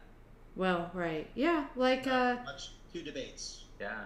Yeah, like John Brakey says, that's the largest group now is the non-voters. That's why the way that I respond to people who say that we're going to split the vote, with another party, is is that the vote's already split. It's split between like the 65 million who will vote for, like begrudgingly vote for, a corporate warmonger, and then the 100 million who won't vote at all. Right. Yeah, that's really sad, isn't it? Very true. Yeah. Let's see, I wonder. Hang on just a second. Wait, Yeah, is it Silly Rabbit? Sorry. The idea that all these people are going to come out in 2020 and vote because we're afraid of Russia or something, it's not going to motivate those people that don't vote. Right. Medicare for all, that's an issue that affects their actual life. Right. Yep. Not the supervillain from the... No, like Nina Turner said that on, I don't remember, a while ago on one of the morning shows or something. Like, the average person, it doesn't care about Russia. They care if they can make it to the next paycheck. That's the reality, Yep. And it really is an elitist bubble, the news media. The most pressing thing for me is, can I get my daughter health care? Right. My And son, that's the pressing thing for a lot. Can they listen to their family health care? And we can't let up on this. We've got to make it a focus of, what we're driving for, because these are policies that affect people directly, and we can't let up on it. Yeah. Well, almost nobody likes their health care system. Right. I mean, right. So it's, even if you do, it's got enough universal appeal. Yep. Most people know what a bill can be from their doctor. Well, it gets worse every year. Definitely. The premiums are up, and what they fight you on. I can tell a story. Recently, we changed to this stupid Optum, I don't know, covers they want you to do mostly mail-in prescriptions, and I need zolmitriptan, which is migraine medication. And so I'm at a Walgreens, I'm trying to get it filled, and I've got a migraine kicking, and I need to get, the sooner I take it, the better. And they're like, well, we don't cover that manufacturer that Walgreens has. So you have, we only cover this manufacturer. I'm like, do you expect me to drive around with within a 200-mile radius with a migraine coming so you can not cover another generic one when I get there and they don't have it? So they made me sit in a Walgreens for an hour and a half, which maybe end up having to take 2 of these, by the way. Yeah. So so the person calls around to all these places to learn that in fact nobody in a 200-mile radius has this manufacturer, and then they said, okay, we'll just cover it. You could have done that in the first fucking place, thank you very much. But I mean, this is a generic drug. It can't really be that much. I don't know, but their whole, you just get the feeling their whole point is to cover as little as possible and to make it as difficult as possible so that you'll just give up. I don't know. It's crazy. So all of us experience it. I mean, the laws, liability-wise, there's a max on how much they can be sued for these things. Mm-hmm. So denying coverage is still profitable. Mm-hmm. Right. For a lot of these cases. Not your migraine necessarily, but yeah, right. It's set up that way, right? Well, I've gotten 30 years of an expensive cancer drug, and that's going to equal X amount of money versus it's capped at $100,000 lawsuit or something. You know, that's and Trump made that point in the debates against Hillary. Yes, he did. Hillary tried to say, "You're an awful businessman. You know, look at how many times you've declared bankruptcy." And Trump said, "Well, I got to rip off my investors, you know, and by declaring bankruptcy and walk away, you know, with huge profits. So that was smart, you know, and he was right about that. So it was he, you know, as with all of his wealth and the way that the bankruptcy rules are written, just like, you know, the healthcare rules and the insurance rules, it incentivizes just that. That is the way to game the system, you know. So yeah, you are smart to do that from that perspective. Right. Yeah. Back to the theme we keep bringing up, which is, you know, expecting people, candidates, or whoever to go in and be the lone person that stands up to the system and does the right thing is just not very realistic. I mean, we have to actually change the system itself. But I don't know how that happens. We have to get enough people in and elected and get it done. But, Well, historically what happens... Jimmy had me on yesterday. Oh, Jimmy Dore? Yeah. Cool. And one of the things that I talked to him about too, one of these like misconceptions that's spreading now, is that this idea that once you elect someone, you know, in particular the progressive Democrats, once you put someone in office, it's kind of like you have pegged that person, you know, into elected office at their campaign platform, and they will now remain there. You know, and so you can move on to the next one and peg another one, you know, and if we just collect enough of these people, you know, but what actually happens as like a century plus of history in the Democratic Party shows is when you elect that, as soon as you elect that person, the machine of the Democratic Party goes to work on them, and they're thrown into this incentive structure where in order to hold their office, to avoid well-funded primary challenges, they need to ingratiate themselves to the leadership, to the neoliberals. They need to, in order to pass anything, you know, any kind of bills or get a hearing or build support, they need to, once again, you know, curry favor with the committee heads, the neoliberal committee heads, who are the ones who are in the pockets of the banks and the corporations the most, you know, in order to, if they want to advance whatsoever, you know, to a higher office, they need to do that. So it's like the entire incentive structure is built around this, and they're thrown, of course, into a Democratic Party milieu, which is entirely different, you know, in which is oriented entirely around the donors. And you have all kinds of events, you know, that they're brought to, that they go to as elected officials, that are events you know, with industry, with hobnobbing. So exactly, so they're they're reeled into the system. You know, and so that's how you know, that's what happens to progressives who are thrown into that machine. Yeah. You know? And it's not about like personal integrity. You know, it's just about that is the system. That is what it does to everyone. Yeah. Right. So that same system then presents Medicare Extra, and it's close to Medicare for All, which was their platform. So it's one of those things where they can herd candidates for votes. And obviously you go to these donor parties, they're promoting this platform as a good alternative. But even if Bernie was elected, I think, you know, in 2017, he started talking about a public option instead of single payer for a while. And he only went back to single payer because the single payer activist community, like, you know, responded with fire and fury.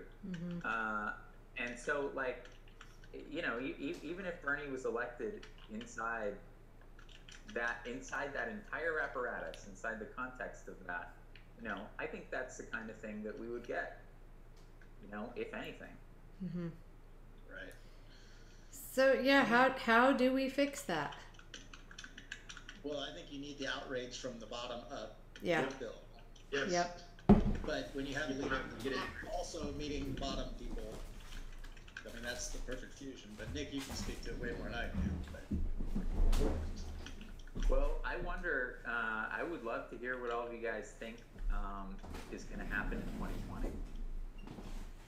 Well, first we'll answer the other question. The bottom third, at least, does not do anything without leaders and does not do anything without the perception of what they think the rest of the crowd around them are doing. Right. So that middle third is the only people we have to play with. Because the top third have already made their decisions or they're paying attention and what's going on. So we have 2/3 of the people at least that it's very iffy no matter what we do. And we can only influence half of those. Now, your question of what's going to happen in 2020. I believe we have at least one wealthy business owner from the Democratic Party who has not been a candidate before entering. And you'll probably see an announcement in the next week or two. Steyer? Oh, he's being secretive. And it's not yeah, it's not me either. So I do think Bernie might run.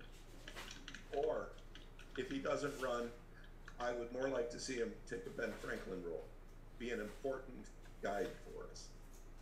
Because Ben Franklin did this for government for a while and helped guide us along a path.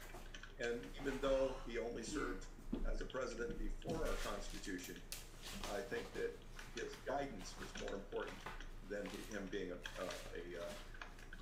afterwards. So I think with Bernie, he needs to endorse someone.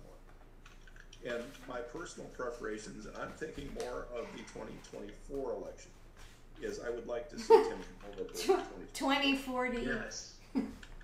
Yeah, Wait, I Pat. agree with you. Pat, you're supposed to interject here. 2040 something or other. We'll get it done in 2040. I do not feel that Tim could win 2020.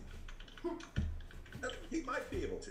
I'll read that if in 2019 he's already made it as congressman. That only gives him more to make a mark as a congressman.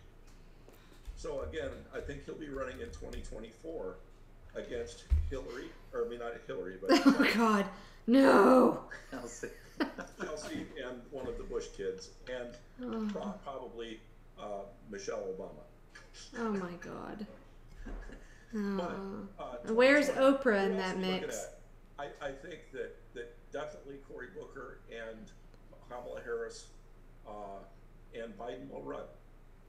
I have not seen Kamala Harris here. I'm in Iowa. Kristen Gillibrand. Yeah, I am in Iowa. So if they're not walking around here by the end of this summer, they're not running. Ah, okay. We'll have the Iowa State Fair. You have to watch the corn dog concessions to know who's running for president. No presidential candidate has won in the last 50 years that hasn't stopped by for a corn dog at the Iowa corn dog concession stand. And they all have to get their pictures eating one. Hold on. No. What? Oh, God damn it. Yeah, don't Google them. They look horrible. No. What's her name? Oh, yep.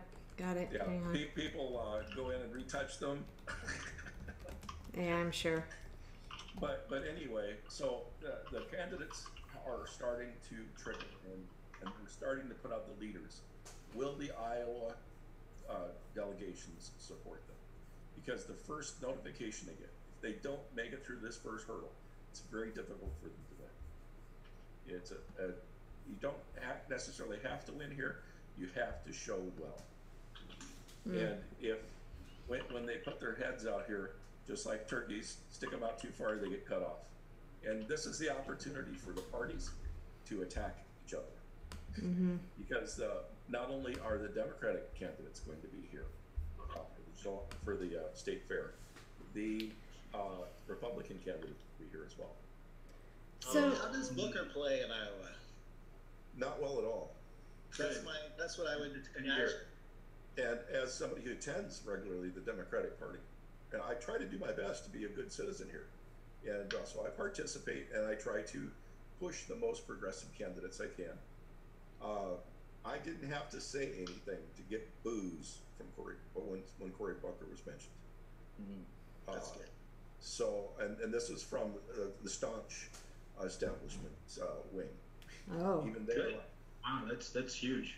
They're like, don't put up somebody who's going to lose. Mm-hmm. Mm-hmm.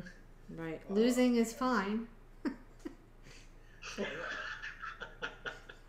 there been any 2020 polls in Iowa? There was one in New Hampshire a little while ago. I'm seeing like ad hoc ones at the party things. I've been to multi-county, not conventions, but meetings, inter-county meetings to talk about it.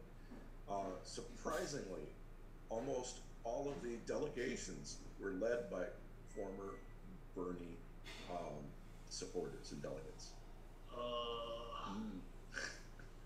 Interesting. At the party levels, 40 to 50% of all of the actual participants are Bernie supporters, which I think is unusual, given how many walked. That such a small portion of the people are left. We lost 3/4 of our volunteers, Democratic Party volunteers in Iowa, after the election. But I should say after the nomination. We don't have the people to knock doors. We don't have the people to go around. And I feel it's bad because if we're leaving ourselves vulnerable to the Republicans, that's one thing. If a third party really rose quickly, and by quickly I mean before August, that third party has a good shot this time. And what they would need to do is, if a third party really wanted to get in their foothold in Iowa, they would need to contact those disenfranchised volunteers. This isn't the time to go for voters. This is the time to go for the volunteers that talk to the other people.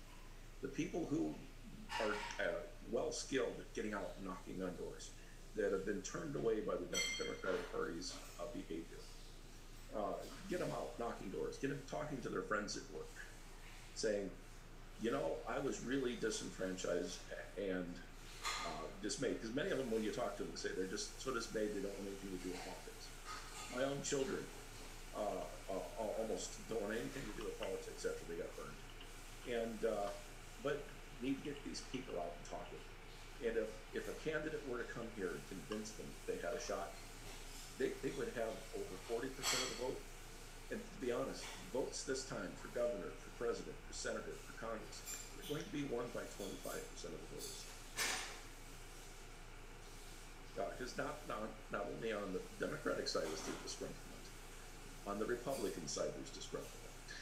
They have just as many people that did not want to be there as on the Democratic Party. But the news didn't show them.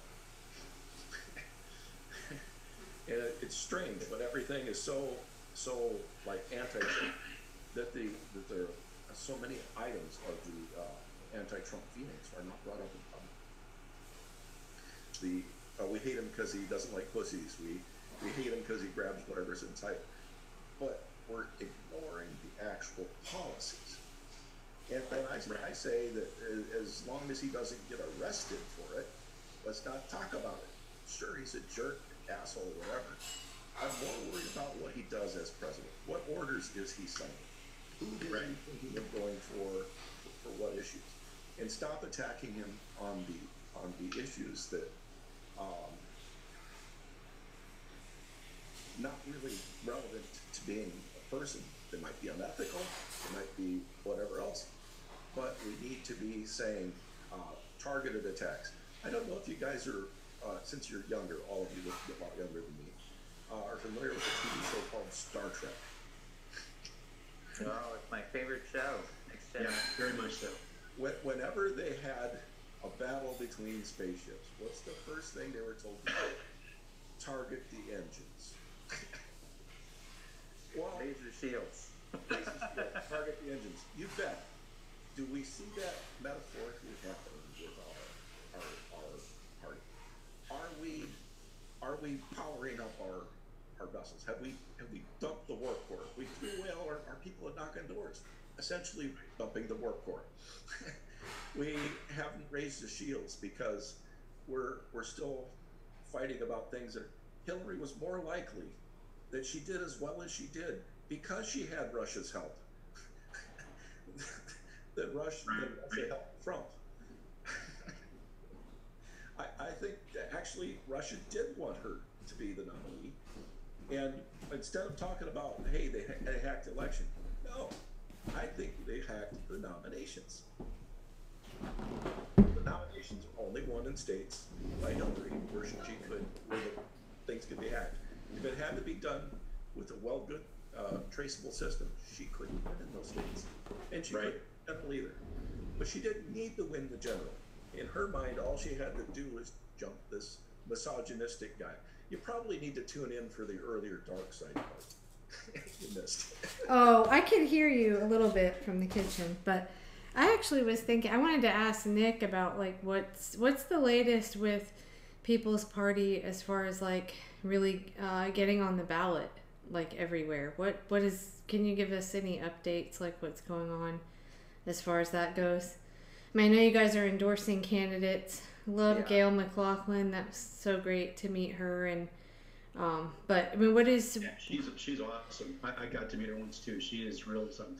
Yeah, and it's very encouraging to see that. But I definitely have a sense we have a long way to go. So I just wondered, as you know, that's why I got involved in other things, doing the CWAC and CFAR and contracts, because I knew for at least for 2018 that you guys are still ramping up. But what's what's in the works, or what's the latest? Run community labor candidates in multiple cities in 2019 to bring organized labor, break them out of the party, and also try to bring some of these Democratic candidates who are losing, but are really good, just like we did with Tim Canova.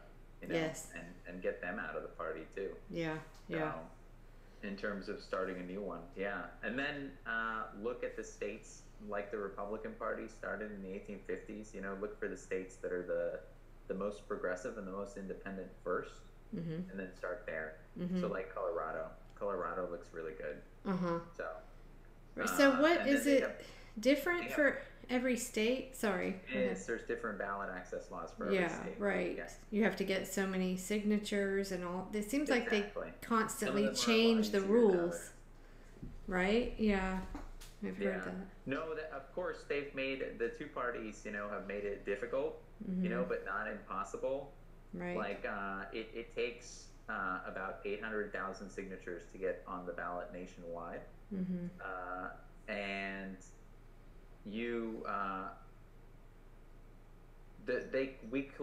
progressives collected more than that in Florida alone for the felons' rights restoration.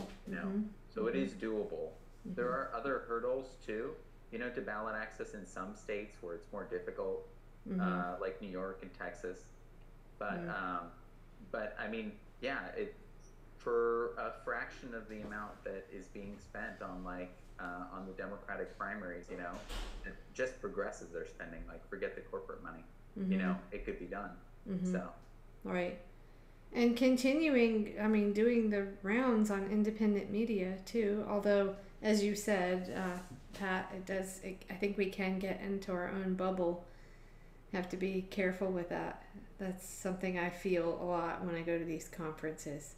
It's great work being done, but, we have to be, we just have to be mindful of not getting stuck in that bubble, Yeah, it's raging against Tom Perez and nobody knows who Tom Perez is. Yeah, right.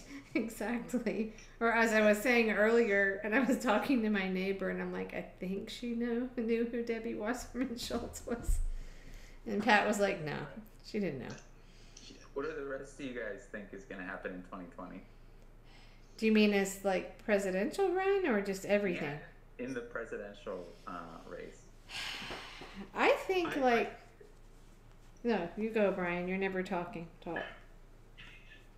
I saw Bernie here in Anaheim just a few weeks ago, and he was talking about labor issues pertaining to Disneyland, and just the way he was talking, he sounded very presidential. He sounds like he's gearing up to run. That's my take on it. I think he's going to run. But what do you think will happen? What do you think the outcome will be? I don't know. I honestly don't know. It's going to depend on how active we get, how much we're willing to push back, and whether or not we're willing to really get locally involved. If we are, then it's going to make it much more difficult for them to rig the election. It can change things, but we've got to get involved. I mean, that's the key. We've got to get involved. I don't know. I think that, okay, when it comes to Bernie, you're going to have the segment of people that just hate him because he made Hillary lose, you know, and that whole wing of the party. So you have those people, voters, and then you have people that are just like so pissed off at what Bernie's done that they're not going to support him again. And then I think you have people, I don't know, like me, I'm not happy with what he's done on some things, but I probably would still vote for him. But I don't know. I don't think it's possible for him to garner as much support. Am I wrong? I mean, I guess I don't know. I just think that he betrayed a lot of people. You know, I'll never forget the Bernie delegates just bawling in the bathroom in Philly. I mean, just felt like it would be the same either. They just felt like, oh my God, I don't have anything, and I traveled all the way across the country. I gave my last, $5. The Black Men for Bernie guy. I think, didn't Jamal just interview Bruce Carter? I think he did, or he talked. I don't remember. Anyway, I actually met him and one of the other guys in Philly, and he was just angry as hell because he drove across the country. They had that bus. He did the wrap whatever stuff on the car on his Suburban and drove around and got out and talked to people. He drove all around Detroit and just talked. I mean, people just poured everything into it. And then to have Bernie just say, never mind, I'm going to take it to the convention. I'm going to take it to the convention. And then just not. I think people don't forget that. So I don't know. I don't think it's possible for him to have as much support.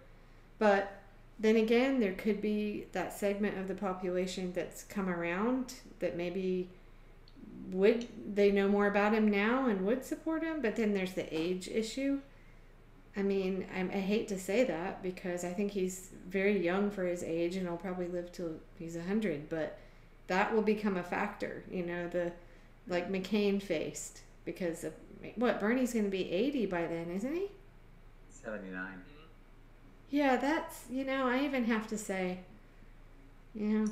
But Biden and Warren, they're not that much younger. No, you're right. No, they're not. But I think... I may be the outlier, but I think he, barring party opposition, wins the nomination, no problem. Oh, the nomination. Yeah. He would have been 2016 without party opposition.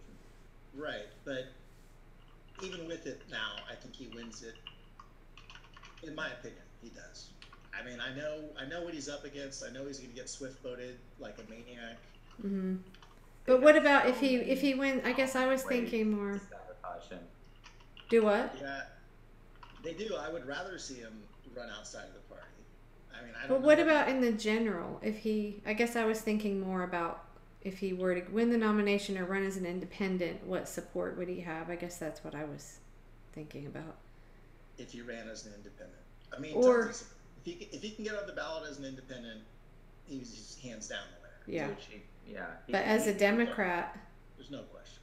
As a Democrat, I don't know. Maybe. It's going to be difficult.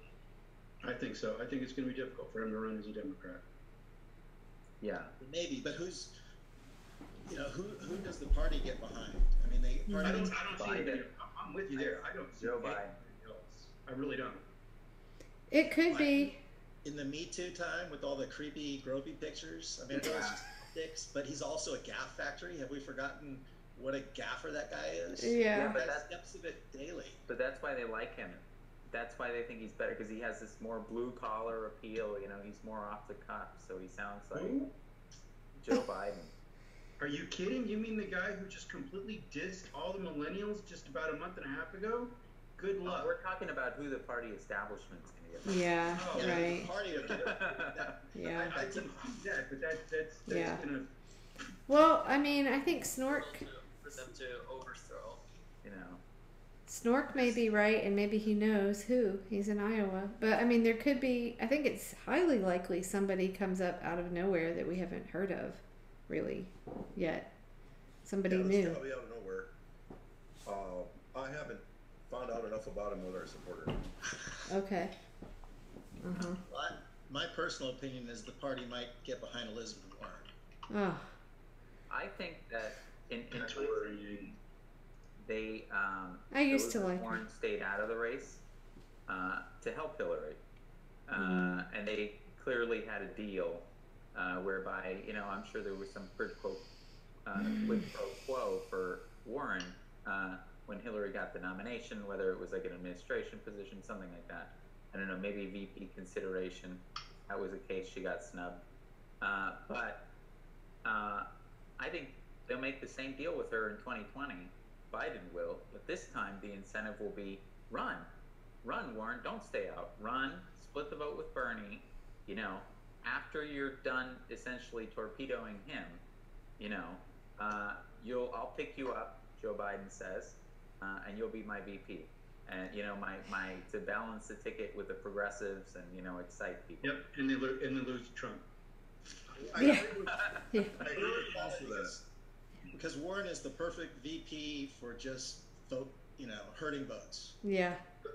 Right. Yeah. No matter who the candidate is, it's going to be concession enough to progressives that aren't really paying attention. Right. I agree with Nick on most of it, except judging by, and this is putting on the dark hat again, judging by Warren's actions and statements at the beginning when she kept not I believe that she was pulled aside and said, the party will not support you. You've lost already. It's useless. And being as pragmatic as she is, I think she didn't even try. Well, they got together. It was reported on. In December of 2014, she met with Hillary Clinton. And there was obviously, you know, this was the discussion, you know, in there. And I believe that's also why she did not endorse Sanders. She knew that the fix was in. She might as well try to. That was just nauseating. She's another one of those people that I really liked, and just the sight of her on the stage with Hillary, you know, where then they join hands, and they both in their ugly blue suits. But, That's so awkward because everything that Warren had been saying before that was what Bernie was saying. Right. You know. So. And I believe she was at a college forum somewhere where she was interviewed about it and basically alluded to the fact that she was kind of taking one for the team to get position. Like it was a joke on stage about it. But I'll have to find it. Yeah. Wait, was that in Boston? Sorry, Ailist. I think I know I what. really don't remember. It was just her and one interviewer on stage at a college somewhere. Okay, I think it was in Boston. Ailist? No, I was just gonna say, you know, this just goes to show, like, you know, part of my problem with Warren isn't so much, you know. Wait, talk in the mic. Huh? I am talking. Oh, you are? Is it? Yeah. Oh, there you go. Now I can hear you. Better. Okay. I think it's because the microphone on this headset is in the back, so. Oh, okay. And I'm trying to lie down on my bed, so it might have covered the microphone. You know, my problem with Warren is less to do with the fact that she ended up supporting Hillary after she got the nomination. Well, after she practically had gotten the nomination. That's a bitter fucking pill to swallow. But I can understand where it comes from. What I don't understand is why, why does she keep backtracking on pretty much every possible opportunity to reaffirm Bernie? Because she didn't support Bernie, which sucked, but I could kind of understand if this was some kind of like principle. Well, I don't want to interfere in the primaries thing, but she doesn't come out for Standing Rock. She barely comes out against Wall Street when they were being in charge of the finance, being put in front of the finance committee for a hearing. And let's not forget, she's the reason why Ben Carson she's part of the reason why Ben Carson is heading the housing department right now. Right. She is? No matter how much she tries to distance herself from that, she's gonna have to bear that cross. I think I missed that story. She's just not that progressive out of issues outside of finance. Not exceptionally progressive. Right. Like if you've ever read her foreign policy, it sounds like any neoliberal. It does. Yes. Well, I hate to sound ageist. I hate to sound ageist, but all these people, Biden, Warren, Hillary, can they just retire now? I mean, I could say worse, but I'm not going to. I mean, it's time to retire. Your time's up. I mean, there are all those basement dwellers that are eager to change the country and move out of the way. Well, it's like what I said about Feinstein and Pelosi. They've been dead for years. We just haven't figured it out yet. The problem is Californians think they're progressive. Oh. And the world the U.S. looks at California and says, "Oh, those are California." California thinks they're progressive. Well, there you go. Yeah, exactly. They both have about $100 million. They're both worth $100. Okay, California is a huge state, and I know that it's considered progressive, but there has to be a lot of not progressive there too, or I don't know. Maybe I should independent, whatever. Isn't there? I mean, when you talk to people, sure. I mean, I'd say most people are maybe not in the cities, not very loyal, but it's one of those states where it's easy to just look and check the boxes for the D's. Okay. Everybody here checks the D's. Yeah. That's kind of how it works. Right. Like New York. Yeah. Gotcha. Yeah. Not where I am. North Carolina. Definitely not. It's pretty much red except for a couple of cities. The rest of it's red. But well, I think everyone takes it for granted that because we have essentially a super majority minus a vote or two, that it almost tunes people out of the issues because they don't have to worry about losing the Congress, the state legislature. They don't have to worry about having a Republican governor. They don't have to worry about Republican policies being approved. Arnold Schwarzenegger, right? Yeah, but that was 15 years ago. Right. I mean, we haven't had a Republican in charge. We've had a supermajority forever. Yeah. Right. True. Well, so hey, Nick, are you you've been interviewing candidates now regularly on the Facebook page for People's Party too? You guys doing that, or you're just doing interviews in general? Just general interviews. Yeah. Oh, that's good. Well, the more candidates we see go independent, the better. That's how I feel about it.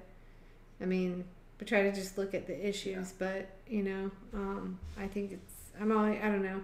I think I think two things are going to happen that are really going to be earth-shaking in terms of the context. So you can project forward, and I think when most progressives and most pundits look forward, like anyone else, you kind of hit play on the present conditions and present context and things that are happening now, and you try to play that forward to see what's it going to look like 2, 3, 4 years from now.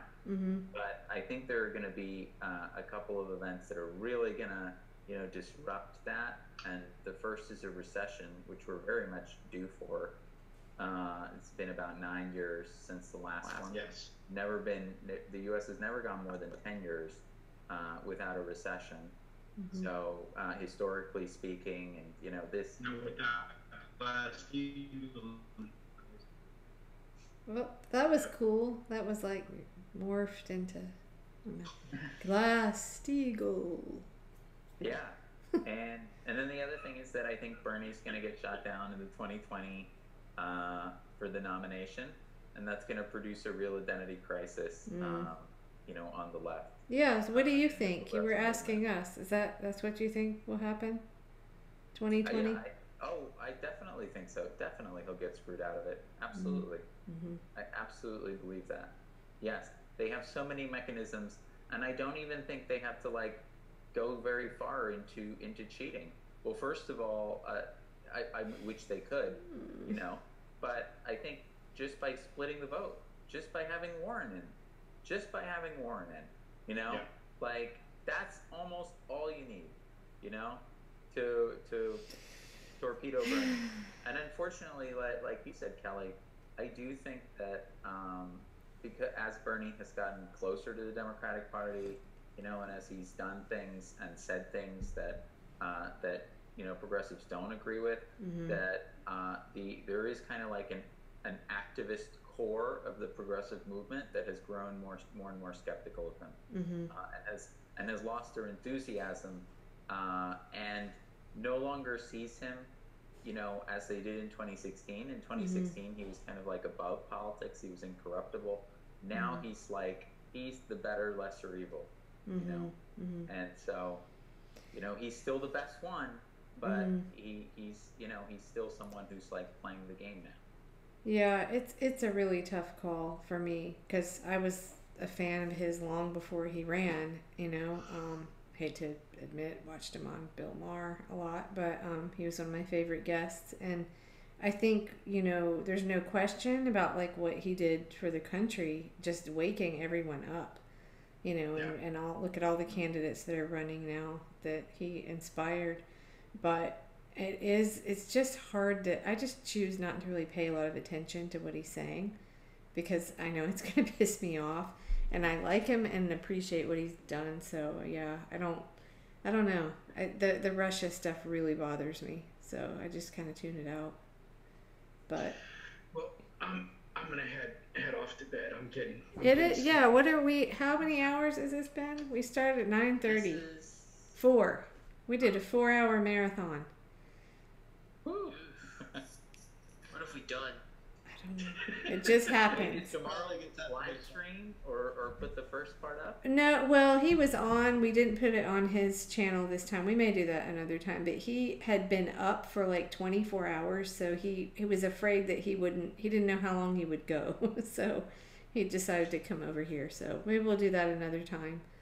But yeah, so we're just going to keep going, you know, talking about issues, interviewing candidates, and you know, fight the mainstream. That's what we gotta do. Yeah. Yeah. But try not to get discouraged. So I don't know. It's hard, but. And try not to pass out on our desktop from exhaustion. Yeah. Okay. Didn't you do that last time, Alice? I did that last night. I like completely passed out. He was on top of my phone. Yeah. Well, 4 hours is a while. So. Okay. To be fair, last night we had also started our stream at like, what was it, 10:30, 11? Oh, okay. Central. Yeah. Right. Well, there was no way that was gonna go longer than maybe an hour or two before somebody passed out. Right. Right. Yeah. All right. Well, if I do decide to go to DC, which I have to decide in the next 24 hours, then maybe I'll try to stream or so. Are you going to be there at the Unity for Julian thing, Nick? Are you going? What day is it? Tuesday. Tuesday? Yeah, that's where Tuesday will be 6 years he's been in the embassy, and so they're doing things all over the world. I can't remember exactly. I think it's at. Oh shit! I don't remember where it is. Yeah, it's yeah, I'll send it to you. I think it's if you do hashtag Unity for 4J, you'll find but it's in DC. Hang on. I should know this. The one in New York is at the UK consulate, Manhattan. Hang on, where is the... Damn, where's the one in DC? I know it's there. It's on Twitter somewhere here. Okay. But yeah, so The embassy. I've been asked to come kind of last minute, and I just got back. I just drove all the way from New York, so I'm kind of on the fence about it. And I, unlike you, don't want to get arrested. So I kind of tend to... Yeah, do you want to tell about that? You got arrested at the Poor People's Campaign thing? Yeah, I got arrested the first week of the Poor People's Campaign. Yeah, I don't want to volunteer to get arrested. I prefer to do stuff online where they can't get at me. Yeah, but I don't know. So that was one of the reasons I kind of didn't want to go. I don't want to be pepper sprayed or arrested. But I don't know. I'll get pepper sprayed, but not arrested. Yeah, but sure, that'll be fine. I got grad school. Oh, yeah. Right. Shit to do. But I don't know. I may go. If I do, then maybe I'll try to live stream it or something. But it's kind of hard when you're at those events to really do that. You know, Jamal might do it, but I don't know. Did he say he was going to DC? Not tonight. No, he mentioned a radio. Who was it? Lee Stranahan. He's going to go on that show. Not sure about that guy, but that should be interesting. So okay, but yeah, I'll be in touch, Nick. I'll send it to you if I find it. If you haven't already, did you find it? Where it's going to be? Oh wait. Nope. Shit, that's Melbourne. Hold on, Sydney. Why do they not list all of it? I'm gonna have to tap out here too. Yeah. All right. Thank you for coming. Good to see you. Thank you for keeping us all entertained and laughing. Oh, I was just mostly sitting here watching the show. So, just learn from you guys. Yeah. All right. Nice talking to you. Good night. Okay. All right. Thank you, Nick. Nice talking to you. I usually just listen to the broadcast. All right. I'm going to end it here, but Nick, I'll send it to you. I'm sure I'll find it in a second here. But yeah, it's somewhere in DC. I'm not sure where, but I might come. All right. Let me know if you're coming to the Poor People's Campaign. Oh, okay. Rally. Yeah, I will. 23rd. The 23rd. Okay. Yeah. All right. Will I get arrested? No. Okay. Okay, good. All right. Unless you go out of your way to. Okay, no, I won't do that. All right. Good night. Thanks for coming. Good night, everyone. Good night. Good night, everyone.